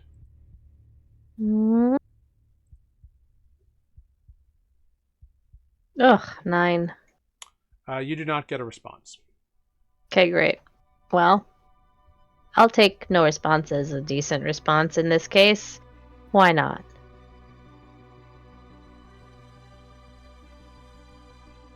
Cool. It is I at guess we that go. moment where you hear a muted sound of a gong. Uh-oh. Or yay. We should maybe start heading out. Yes. Yes. Okay. One by one, you slip out the door. It's kind of a barren room out here.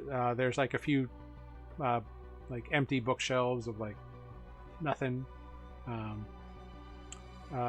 You exit the door, and I'm just going to put you on a map here. Wait, Greg or Amber, Yes. couldn't you have done telepathic bond and gotten everybody? Oh, right. I forgot about that object. I was thinking about all these other ones. That would have Looking been at all my lovely. other magical objects. Yeah. Sad. I know, right? Yeah, I guess let's just do those of us in the room. Cool. I'll So be like, you can, wait. but you can include Paduk in that, so that's good. That's Yeah. helpful. Great. Wait. And then I do that. Great. Go for it. Ta-da. I don't know that we don't have to do any saves or anything, because it's just a thing. Right. Unless you're going to resist me. Resistance is futile.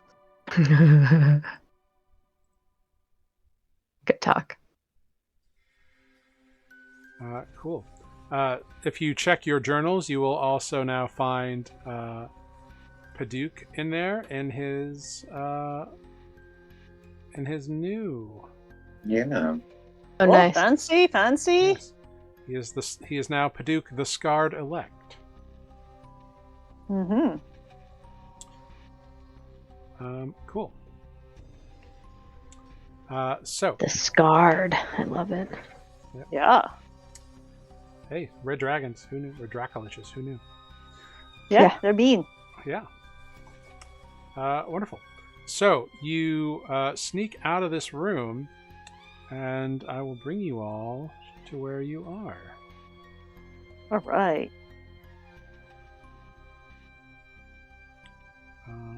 Boom. Here we go. Oh, there it is. I was gonna Which say, door boy, did- is it real dark. We came out of this door. Correct. Great. We go this way. Turn right. Yep. Now? Okay. This is the wall. That's left. So, Right. So this is the door you came out of. Right. Yep. So we turn right. Yep. And we go through the double doors. Sneak. Yeah, you can all make a stealth check if you want. I just want to open the door sneakily at very least to Yeah, get us make it- pointed in the right direction. Yeah, make a stealth check. 14. Cool. Yeah, you open the door. There's a slight creak, but not too bad. Olive just walks right through the door.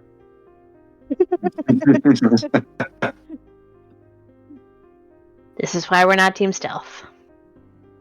Great, we go through the opening. The opening. Then we take a left.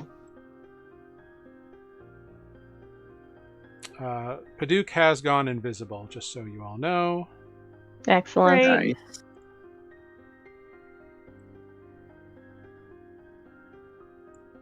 Now we just go all the way down this hallway? Past the double So, doors. As you No, get to the left. double doors, Greg, Uh-oh.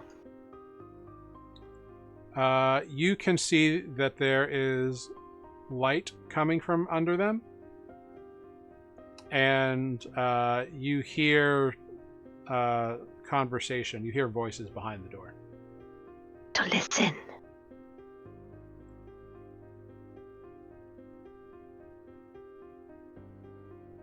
Can I listen?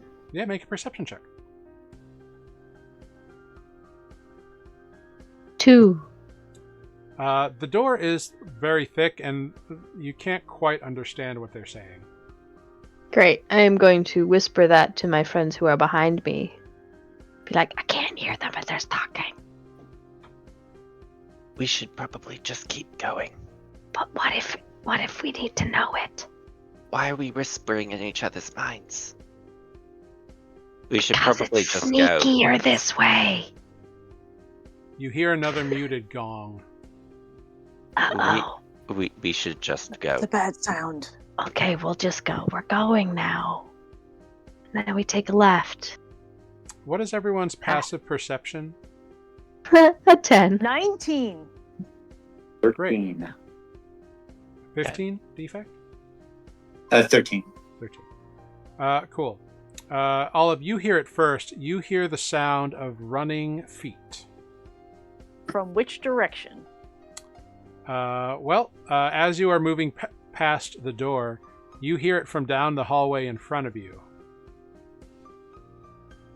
Oh. And as Greg darts into the left there, from around the corner, you see 3 figures rushing, presumably to the sound of the gong.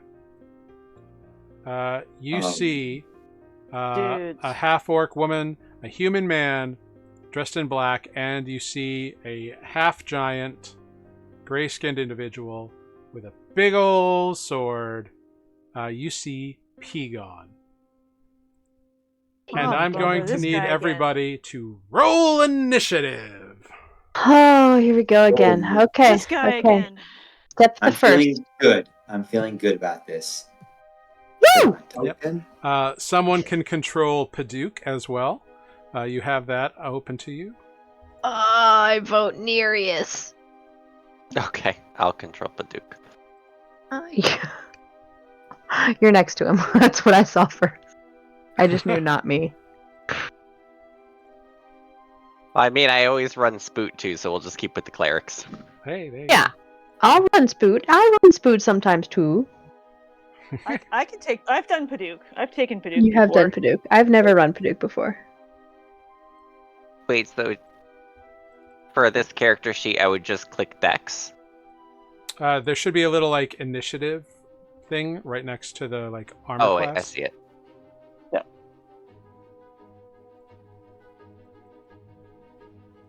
That's a good initiative for the healer. After everybody's gotten the shit beat out of them. But hopefully before the others. Cross your fingers, everybody.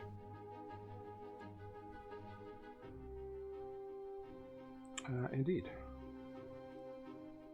All right, let's see. Turn order. Sort. Let's see. Greg, them, Olive, da. I have 2 Gregs. Why do I have 2 Gregs? Is one of them Paduk? No, I have no idea why you have 2 Griggs. I only rolled once. I only see one Greg. I'll take 2 Grigs. Did somebody roll a 20? Me. Grig. Nobody rolled a 9. No, Not as their primary role, no. no. Okay. Oh, Nereus, what was your initiative? You have a 12. Oh, I see. Paduk is the 8. All right, so I'm going to give you a turn. I'm going to give Paduk a turn. So Paduk is the 8. You're the 12.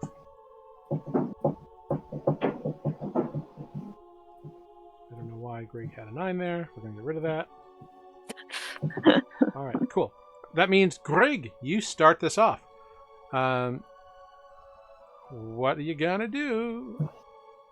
Well, do I notice all of this that they're coming? Because I have tucked myself around this yawn corner. Yeah, you tucked in. Olive heard the noise, and as she was saying, "We got company," from around the corner, you Got it. You hear actually Pegon does extol. They're back. Get them. Got it. Can I make a quick perception check? Do I hear anybody in this door that I need to worry about? Not that I Make a hear perception anything. check. 18 that time. There's no light coming from under the door. Probably nobody in there. Wonderful. I am going to scamper, peek my head around yon corner, and just firebolt his face. Yeah, make an attack roll. Great. 27. Absolutely hits. Great. Nice. Plus my little magical D8 friend. Oh yeah. I clicked 20. it. There it is. Yep. There it is. 20. 20 damage. Burning Ah! Motherfucker! and then I will tuck my little self back around this corner. Yeah, wonderful. Next up, we've got some very angry folks. This half-orc rushes right at Olive. Awesome. The human... Fancy seeing you here. How you been? The human rushes up as well.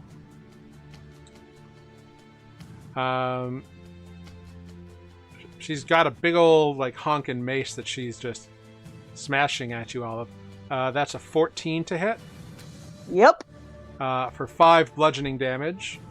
Your armor I'm reduces it resistant to 2. And another 14 for 3 reduced to 1. Cool. This guy throws a dagger at he's going to throw a dagger at Nereus. Rude. That's a 9 to hit. It's very rude, because it missed. Oh, sorry, I rolled the wrong thing. It's an 8 to hit. Yeah, it still misses. Yeah, it definitely does. These guys, they seem to be new recruits. Okay, great. Next up, hey, Olive, it's your turn. Yeah, I'm going to turn around at this person who's just been so rude to throw things at me or to hit me, Yeah. and throw a poison spray at her. Oh, okay. Let's see. Can she save on a Constitution save? She does not. 16 poison damage Yeah. to the face. Anything else happen to her on that, or Uh, just the damage? Just the damage. Yeah, so you blast this Just poison poison spray at her. damage. She goes, ah, you dink! Ah! Anything else on your turn, Olive? No. Cool. She I looks don't really think so. fucked up from that. Next, we go to Pegon. Pegon is quite the fellow here. Oh. Let me just check something. Yes. Okay, cool. Yeah, Pegon just barrels through right into Nereus, and he's like, "You're not normally the type I'd go for, but you're in the way." And he swings his great sword at you, and you can see that it is dripping with some sort of viscous fluid on it. Uh-oh. And he swings it at you thrisely. A 16 to hit. Shield. Ching! A 26 to hit. Yeah, that'll hit. Bypasses the shield for 12 slashing and 11 acid damage. Out. And then the shield, ching, deflects the third blow. And him and the orc lady take 6 lightning damage. 7, half my level. Oh, because they hit you with a melee attack? Or No, because I casted a spell within 10 feet of them. oh, that's right. So they take 6 damage? 7. 7. Wonderful. 7 lightning damage. Our warlock is the area of effect spell. Yeah, fantastically done. And he just snarls and it's like, "You're all gonna pay for getting out of here. I don't know what you did, but you came back and you're gonna die. It's gonna be fun." And he's just smiling. And it's weird. In this battle mode, he's way more aggressive and guttural than you've seen him previously. He's always been fairly charming before, but now he's in it. Nereus, it is your turn.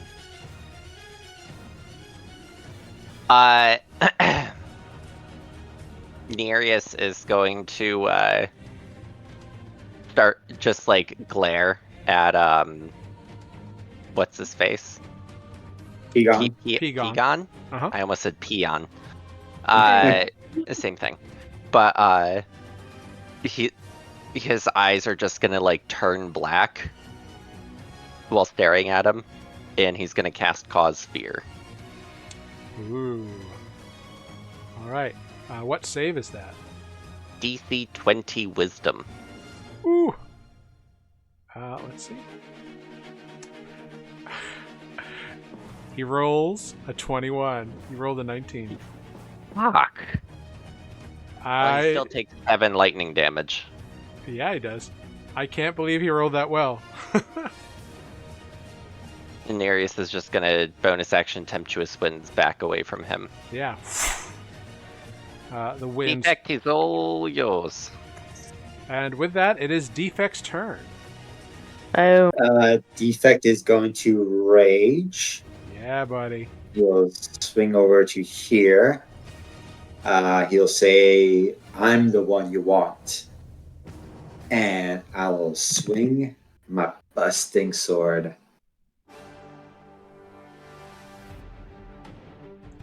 Wow. Oh Wow. no! I quit this game. I quit. Oh no! Hell no. The first time I used this sword, Snake Eyes? Really?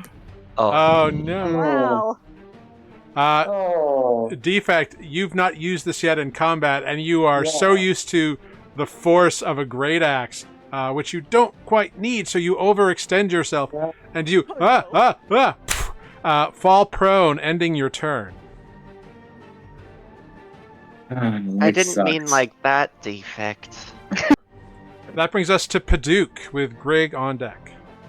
copy. Oh, jeez.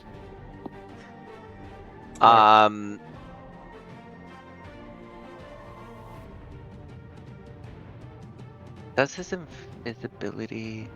His invisibility will drop if he casts a spell or attacks. But he can just turn back invisible again? As an action, yes. Okay. So, like, after combat, he can... Yeah, he can do it at will. It's just, it takes an action. Okay. Alright. So, Paduke will just back up a little bit. Mhm. And he'll come out of invisibility, and he will... I think I saw Sacred Flame. Yeah, he'll... Actually... Yeah, he'll Sacred Flame... No, he'll Toll the Dead, Pegon. All right. So Pegon's got to make a Constitution save, I believe. Wisdom? Wisdom. I think Toll the Dead is Wisdom. I don't know, I can't check on this sheet. Yeah, you can. Just click the The spell. eye. What is happening? If you click the spell, it'll also cast it for you. There you go. Oh, okay. Yep. Oh, Wi- sorry. I Okay. was looking. Fine. I was just looking at it. That's okay. It's a DC 17 Wisdom. Let's see how Pegon does this time. Ooh, he fails. He's going to use Indomitable to re-roll. Oh, that bastard. Even worse. Kill again. Yes. Yep, he fails. 20. All right, He I'm gonna takes start. 24 24. necrotic damage. Oh, Sorry. go Paduke. Yeah. Damn. So yeah, Paduk lets out this greenish blackish energy that like goes right into his ears, and you see them glow, and then you see them kind of get like covered in moss that like decays, and he's like, ah! And it looks like that hurt him a lot. Greg, back to you. Well, while he's in pain, I will be casting Frostbite on our dear friend, Pigeon Patagonia. Peon. It's a cantrip. Pegon, yes. Cool. Con save, yeah? Yep, it'll be it's weird that it didn't attack this, right? But yes, it's a con save. My DC is 17. Yeah, he fails that one. Great. I'm gonna do my 3d6 of damage because 3d6 I'm cold above. damage. So only 13 damage. Plus 8, 1d8. Yes, plus 1d8. Wow, this is complicated. So 18 cold damage, and also has disadvantage on the next weapon attack roll. Cool. You see that the cold damage doesn't hurt him very much. Fine, but he gets the disadvantage. Yeah, but the big part of the spell, the disadvantage, goes through. Perfect. And then I will just scooch my little tush back a little bit again. Very cool, very cool. It is at this moment the door behind Nereus opens up. Checks out. And coming out is a black-clad figure wielding a long sword and a short sword.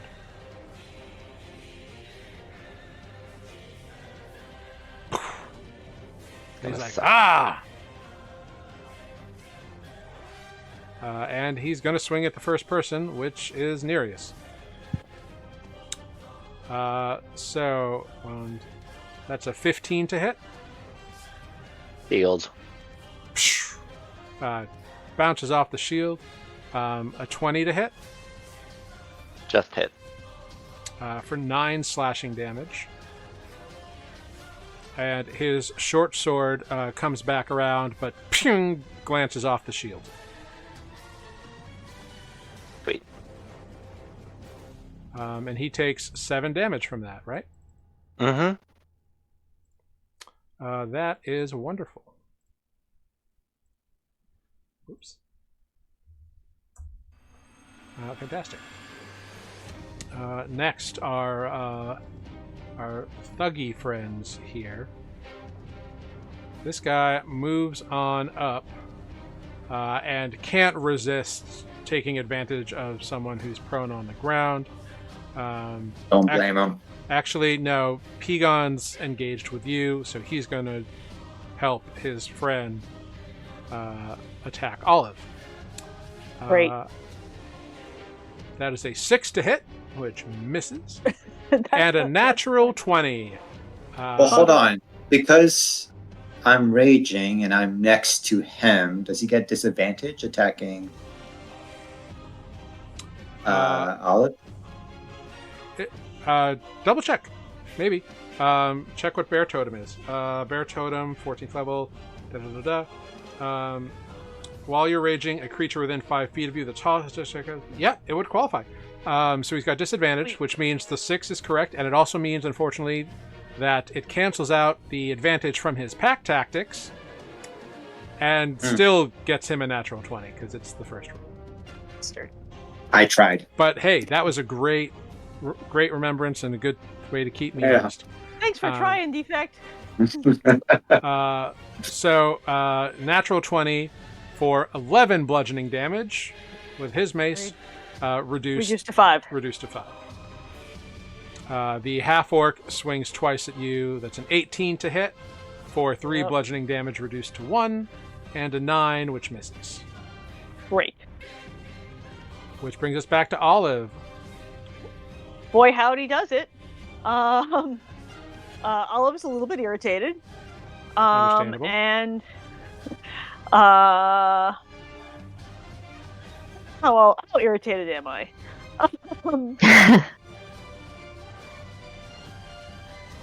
I mean, Olive she is does going look to- beat up. This half orc in front of you, she looks really beat to shit. Cool. Well, this worked last time, so I'm going to throw some more poison spray at her. Awesome. Con save. Damn. Natural 1. 22 poison damage, please. Oh, dang. Yeah, you blast her with this spray of poison. What does it look like when you kill this poor half orc woman? Yes. I just like bare my teeth and like hiss and spray poison at this poor woman, and it just kind of like melts at her skin. Yeah, like her skin like blisters and boils immediately, Yeah. and pock marks appear, and it, like eats away at the bone a little bit. It's almost acidic in a way, and the black streaks just like and poof, she collapses back on the ground. She dead. So, yeah, don't mess with druids. Yeah. Not when you can't make a con save. Anything else, Olive? I have a bonus action and I don't want to use it, so no. The other door behind Nereus opens damn up. And out from that comes a figure clad in black robes. Of course. Poof. Too many doors in this place. Sees what's going on, backs up,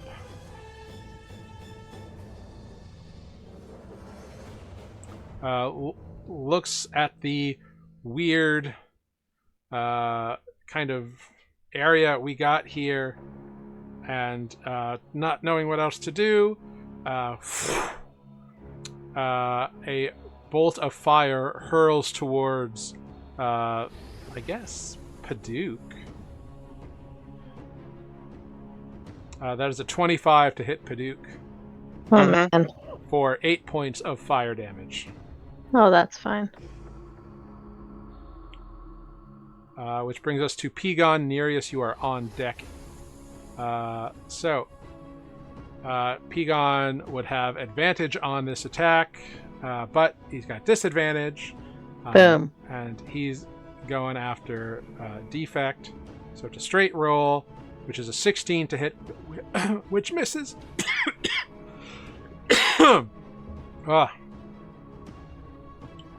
Sorry. Which misses. But it only lasts for that first attack, right? The frostbite. On yeah. the next weapon attack, yes. Mhm, yeah. He attacks again. That is a 27 to hit. Yes, sir. For 19 slashing damage, reduced to 9, and 4 acid damage, which is not reduced. 9 and 4. Okay.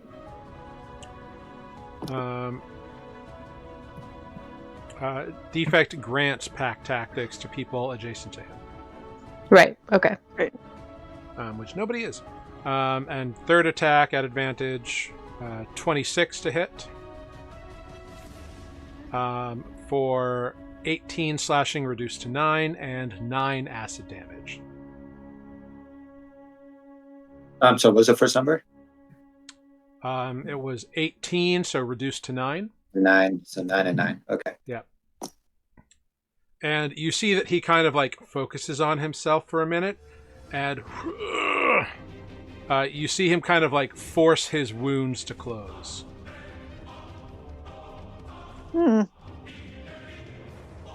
Seems like he dug down and kind of like All right.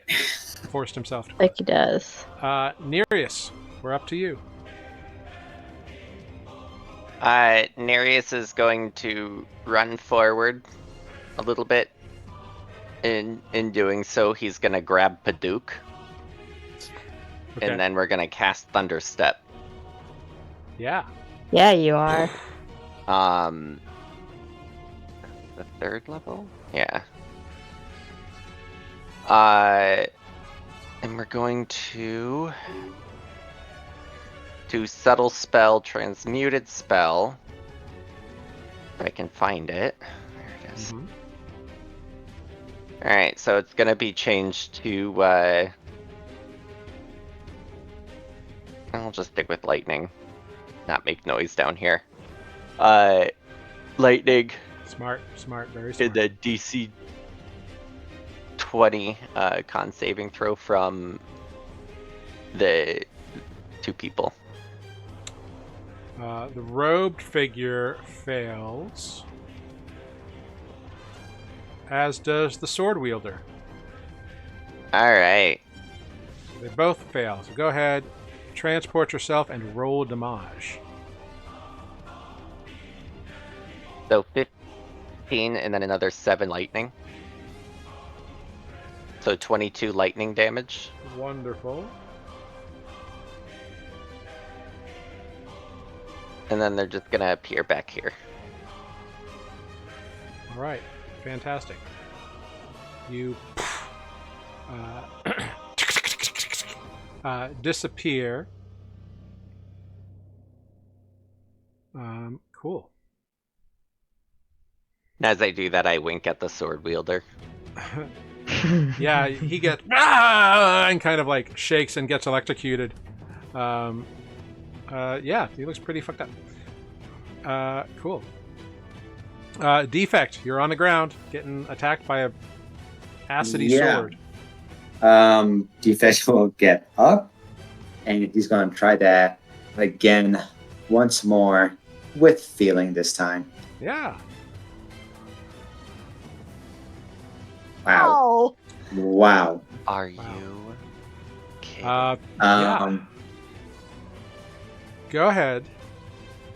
Roll a d6 for me. Olive, you want high or Yeah. low? hi. All right.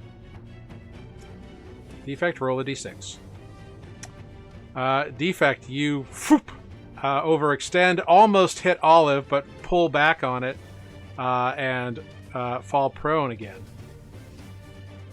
It wasn't so much the attack that made you fall prone as the, oh shit, Olive, and recorrecting it too soon, ending your turn. Mhm. Shit. You see Pegon just, I can't believe you're threatening. Damn, that sucks, dude. Here's Sorry. my feelings. That brings us to Paduk, And Nereus has stepped away. with Grig back on deck. 1 sec. Cool. Is Paduk going to do a healing thing or an attack thing? Sorry, the tea hit my bladder. It's okay.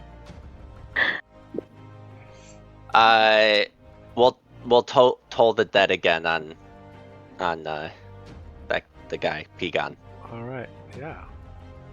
So DC 17 whiz, Fail. hot. Yeah. If you just scroll down to the spell, hit it. It should do. There we everything. go. Yep. 17 more 17. necrotic damage. The Duke is killing it. Wonderful. Go Paduk. Go Paduk. Yeah. Good to have you back. Grig. Hi, Scamper. Oh, hi, guys. Notice the spellcaster up yonder, and I'm going to firebolt it. 18 to hit. An 18 does hit. Yeah. Great. Total of 20 fire damage. Roll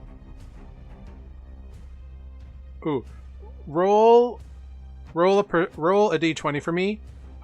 You want anything higher than 3.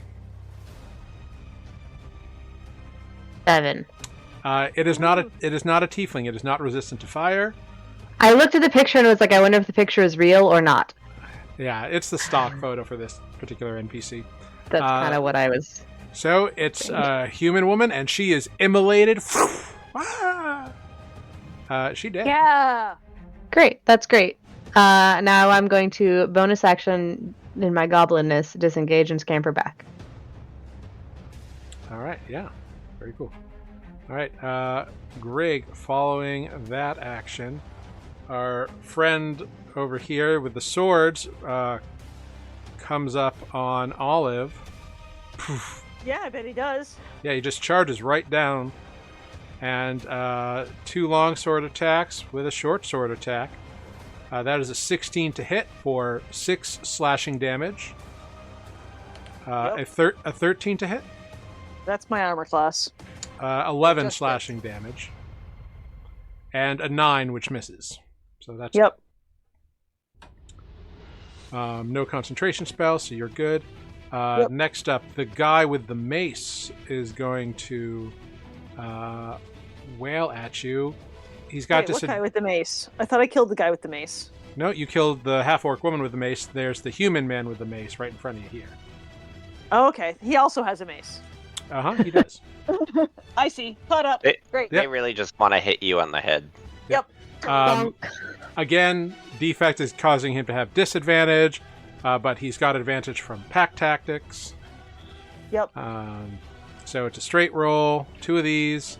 The first one misses. The second attack is a 21 to hit for 4 bludgeoning reduced to 2. Oh, ow. Yep, and that brings us to Olive. Well, Olive is going to turn to him and make a horrible hissing noise and reach out with some primal savagery on her fingernails and slash at him. At the guy with the mace. The guy with the mace. 14 hits. I was going to say, all right. I was going to say, and I get that is an attack. That is a melee attack, so that would pick up defects, pack tactics, except it doesn't matter. So yeah. 12 acid damage. Yeah. He's not particularly well armored. It looks like he's just got on like black leather armor. Yeah. That's what you get for trying to look cool, jackass. Oh yeah. Anything else from Olive? No, I think that covers it. Right. Pegon pulls out a glittering red potion and downs it really quickly. Gives it a swirl and Bastard. let's see. Cool. And you see some of his wounds heal up. The fire damage just kind of goes away. And then he swings down at defect again. At advantage, 3 attacks. First attack misses. Second and third attacks both hit. First attack is... or the second attack, the first one that hits, is 16 slashing damage reduced to 8 and a 9 acid damage. Second or third attack is 20 slashing damage reduced to 10 and 7 acid damage. Good thing you're raging. Let me just check something. Okay, good. Yeah, that is what he did. Okay, cool. Nereus, we are back to you. Defect, you're on deck. All right. Nereus is gonna reach his hand out and start casting his anima burst. But then an eldritch blast happens instead towards what's his face. Right at Pegon? Mm-hmm. Yeah. Yeah, so what does this eldritch blast look like? Just like a blast that is reminiscent of like that same purple bluey stuff that's on his back. Cool. So yeah, so like that bluey black purpley tattoo on his back just seems to like run down his arm real quick, and it launches as like a globule 3 times. All 3 hit, peppering this individual. Go ahead, hit the damage. All 3 hit. 10. Oh. 21 damage is a big deal.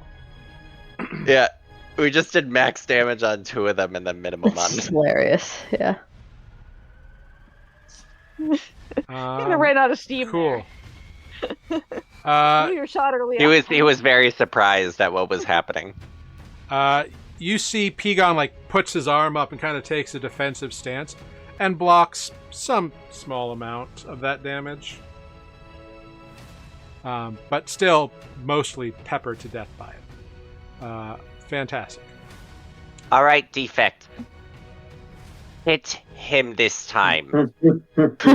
And Defect, it's your turn after having been cajoled by Nereus. Defect stands up, dusts himself off, and come on, nat 20. Okay, 23. 23 Yeah. absolutely hits. Cool. So that's 16 points of damage. Yeah. 13 slashing, 3 force, if that makes a difference. And swing number 2. An 18 to hit. 18 just hits. All right. Woohoo! Another 14. Fantastic work. Well done. All right, next up we got Paduk with Grig on deck. The Duke's just gonna do what's been working for him. We're gonna toll that dead. All right, another wisdom save Keep from on tolling. Pigon.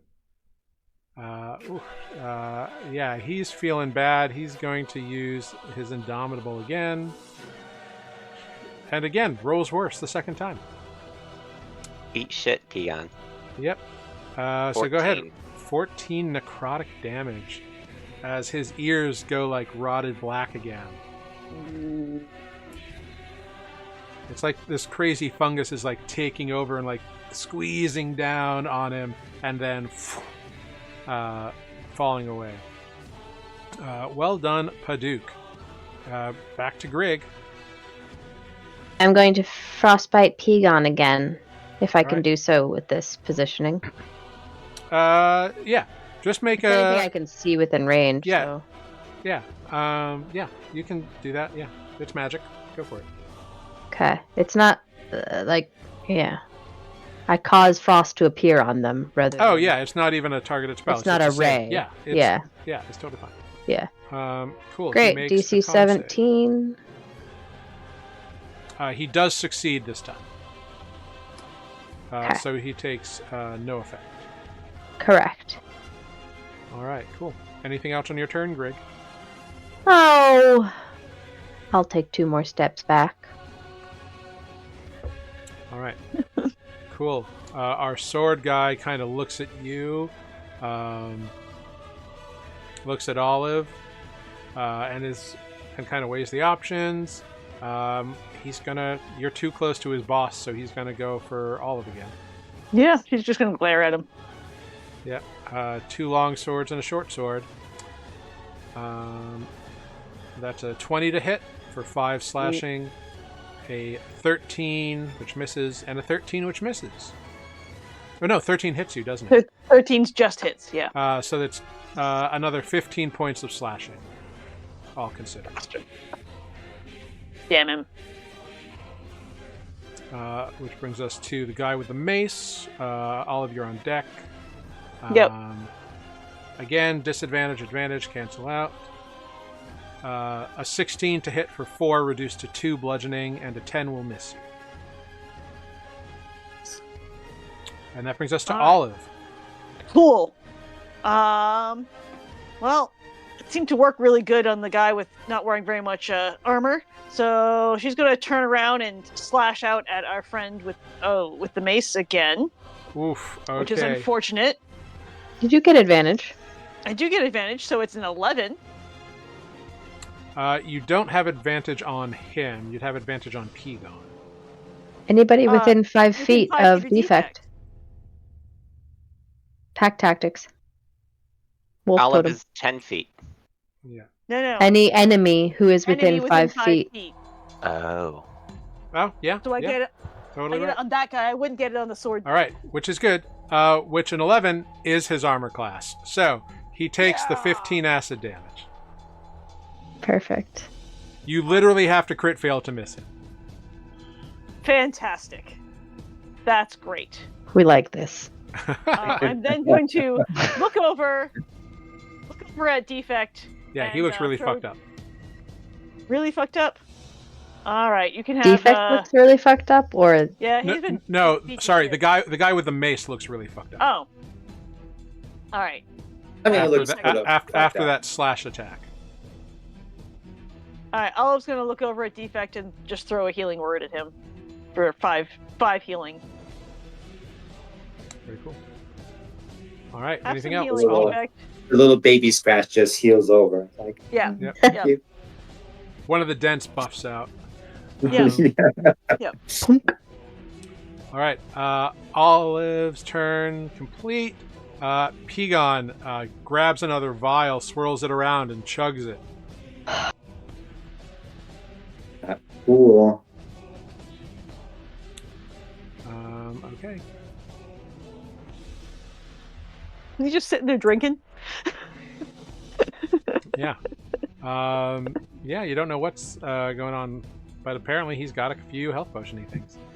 Okay. And he is going to attack defect. It's like, come on, be a challenge. 3 attacks.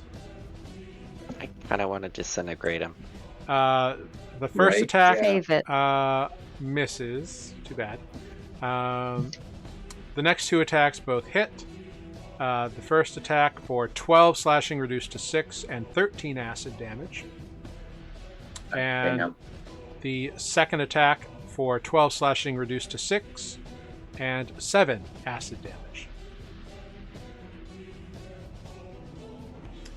And that is Pigon's turn. He's just like wailing on you. Brings us to Nereus.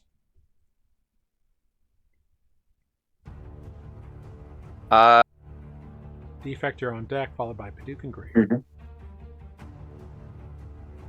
I wish I knew how much he was healing.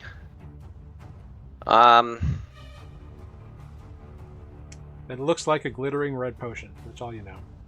Yeah. I just I don't want to use many spells, but I want to just kill the bitch. Mm-hmm. I mean, your Eldritch Resources. Blast. Yeah. It's gonna be a long day. Greg, give Can't me trip it your up. star fruit again. What? That fruit that gives the spell slots back. Let me have it. You can have it later. Just beat him up. You've got cantrips. You're fine. Alright, Eldritch Blast. Yeah, 3 attack rolls.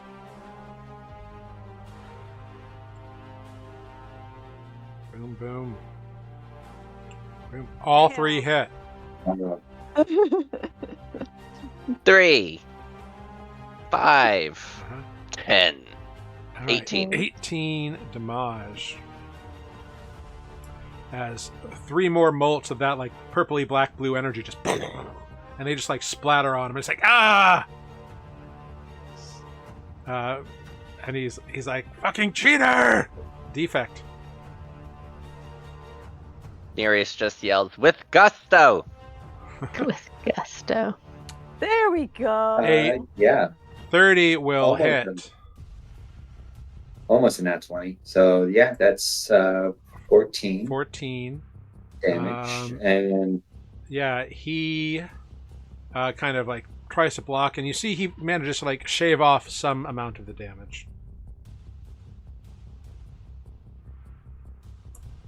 That's hot. and a 26 Yep, that'll to hit. hit for 53.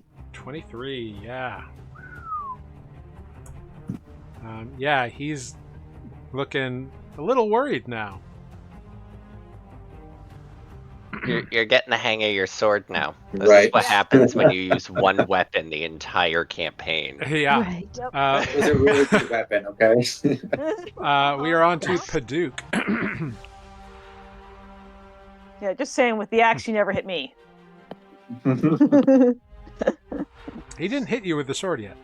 True. Paduk. He did just miss. I mean, That's you. why Yeah. change what works? We're just gonna keep tolling that dead. Yeah. More bells. Mm-hmm. Fail. Call Paduk Metallica. 18 necrotic damage. Paduk is just dishing out damage. It's wild. The wisdom saves are just not a thing. No. He is not. but Oh, also- he's a fighter. He's not anything beyond that. Not But also, five. like, Paduk is just rolling better damage than, like, Spook. Yeah. Yeah. It's very funny. Well, he rolled a 9 and a 1. There you go. Paduk also is special and gets to add his wisdom modifier to his damaging cantrips. So, Hmm. Nice. Greg, we're up to you. I Your enemies am. are looking crazy. Yeah, enemies are probably looking a little bit effed up. I am gonna keep it simple. I am going to firebolt this guy. Sword dude, go for it. The unsword dude. Ugh, Unfortunately, a 12 will miss. That's very sad. I guess I'll just stand here It just and go. pshing, Damn it. right over his head. Cool. And- Neener. Yeah, he's not even paying attention to you. He's focused on Olive. 3 attacks. Oh, that's me. He's throwing. He's next. Is what you're saying. Yep. Both of his longsword attacks miss. His short sword attack hits for 4 slashing damage. The guy with the mace Also hates me. also hates you. Advantage, disadvantage. An 8 will miss. A 16 will hit for 8 Correct. bludgeoning, reduced to 4. And all of it is your turn. Cool. Olive has decided that she's had enough of this sword dude, and she turns around and throws some poison spray at him. Okay. Damn. Nice damage. Yeah, a 12. Olive, what does it look like when you melt this guy with poison? Nice. Same as with the other one. Right in his face. Drips Yeah. down his Ah! face. Like you weren't paying attention to him before, but now he's like, ah! And like the black just like course through his vein and pops through his skin. And like his eyes begin leaking green and he collapses to the ground, shuddering and shaking before dying. Yeah. A horrible, Out of my horrible death. way, dumbass. Yeah. All right. Pigon reaches into his pouch, pulls out another glittering potion. This guy's carrying a whole bar in there, for God's sake. He wants to talk about cheating.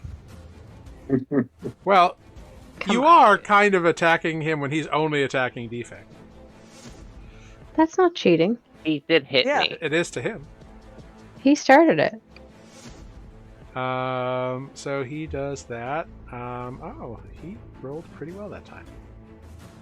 Yeah, I did.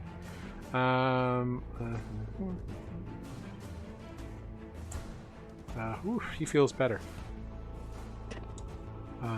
He's still very hurt, but he's gonna keep going for defect. He's like, "You are a challenge. Good." The first 2 attacks will miss. The third attack hits with a 28 for 9 slashing, reduced to 4 and 7 acid damage. Okay. Yeah. It's weird. Like, he's taken so much damage, and it feels like he's not hitting as hard as he used to. Aw. Nereus, we're up to you. Defect, you're on deck. Alright.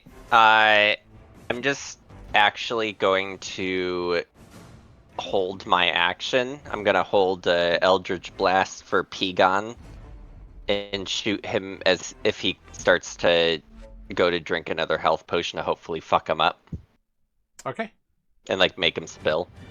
great. That brings us to defect. 26 to hit Yep, for that 16 hits. points of damage. Yeah, he summons something from inside and reduces the damage as a result of that. And second attack is 22 to hit for 22 points of damage. Yep, that absolutely hits.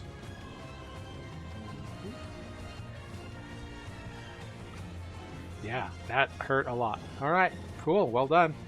Over to Paduk with Grig on deck. All right. Paduk is we're just gonna toll some more dead. All right, Just keep on tolling. Listen, if it ain't broke, fails the save. yeah, he does.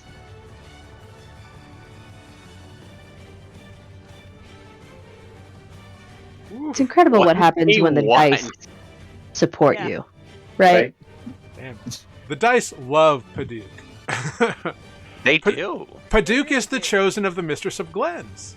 I mean, there you go. Sure. I think at this point he's just like the chosen. Yeah, probably he's the chosen of the dice too. So Greg, that brings us to you. Great. I'm gonna firebolt my least favorite person in the room. All right. Does a 15 hit? A 15 will not hit. Terrible. Wow. The dice do not like Grig. Yeah, it He's gonna go, like "Come on." singes his armor, but doesn't actually hurt him. Cool. Well, that was annoying. Next. All right. Next up is the guy with the mace.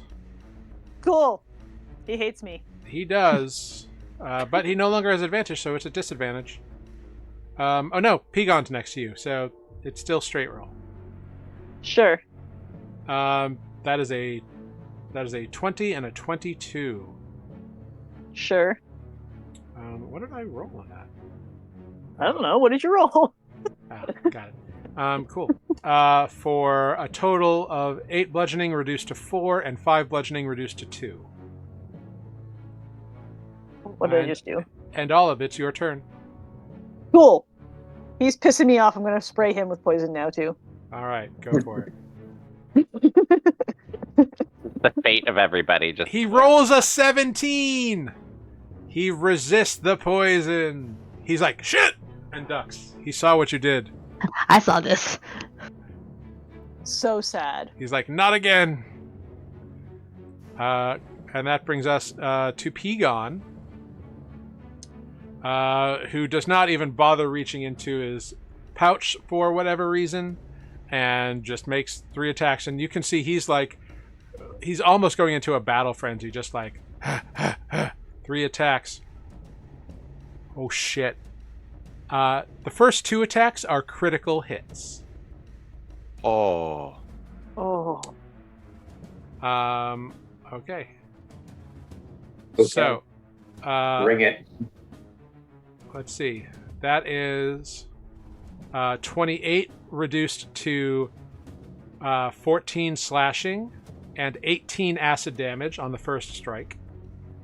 Hold on, let me do the math. 13 plus 18 is 32. Fuck. All right. And the second hit is 17 slashing, reduced to 8, and 22 acid damage.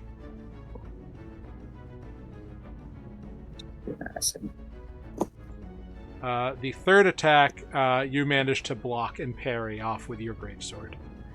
Great, because he's about to kill me. And you see a fire burning in his eyes, and he's like, yes, yes! Fall to Pigon! Talking about himself in third person. That never bodes well. No. Fall to Pigon, champion of the North! Nereus, it's your turn. All right, Pigon. We're gonna hit him with something. I mean, like, harder he this looks time. roughed up, just like it's very evident he's got so many cuts from defect swords and blasts from you, like, and he's like obviously going hard on these attacks. 2 of them just really fucked up Defect. Right.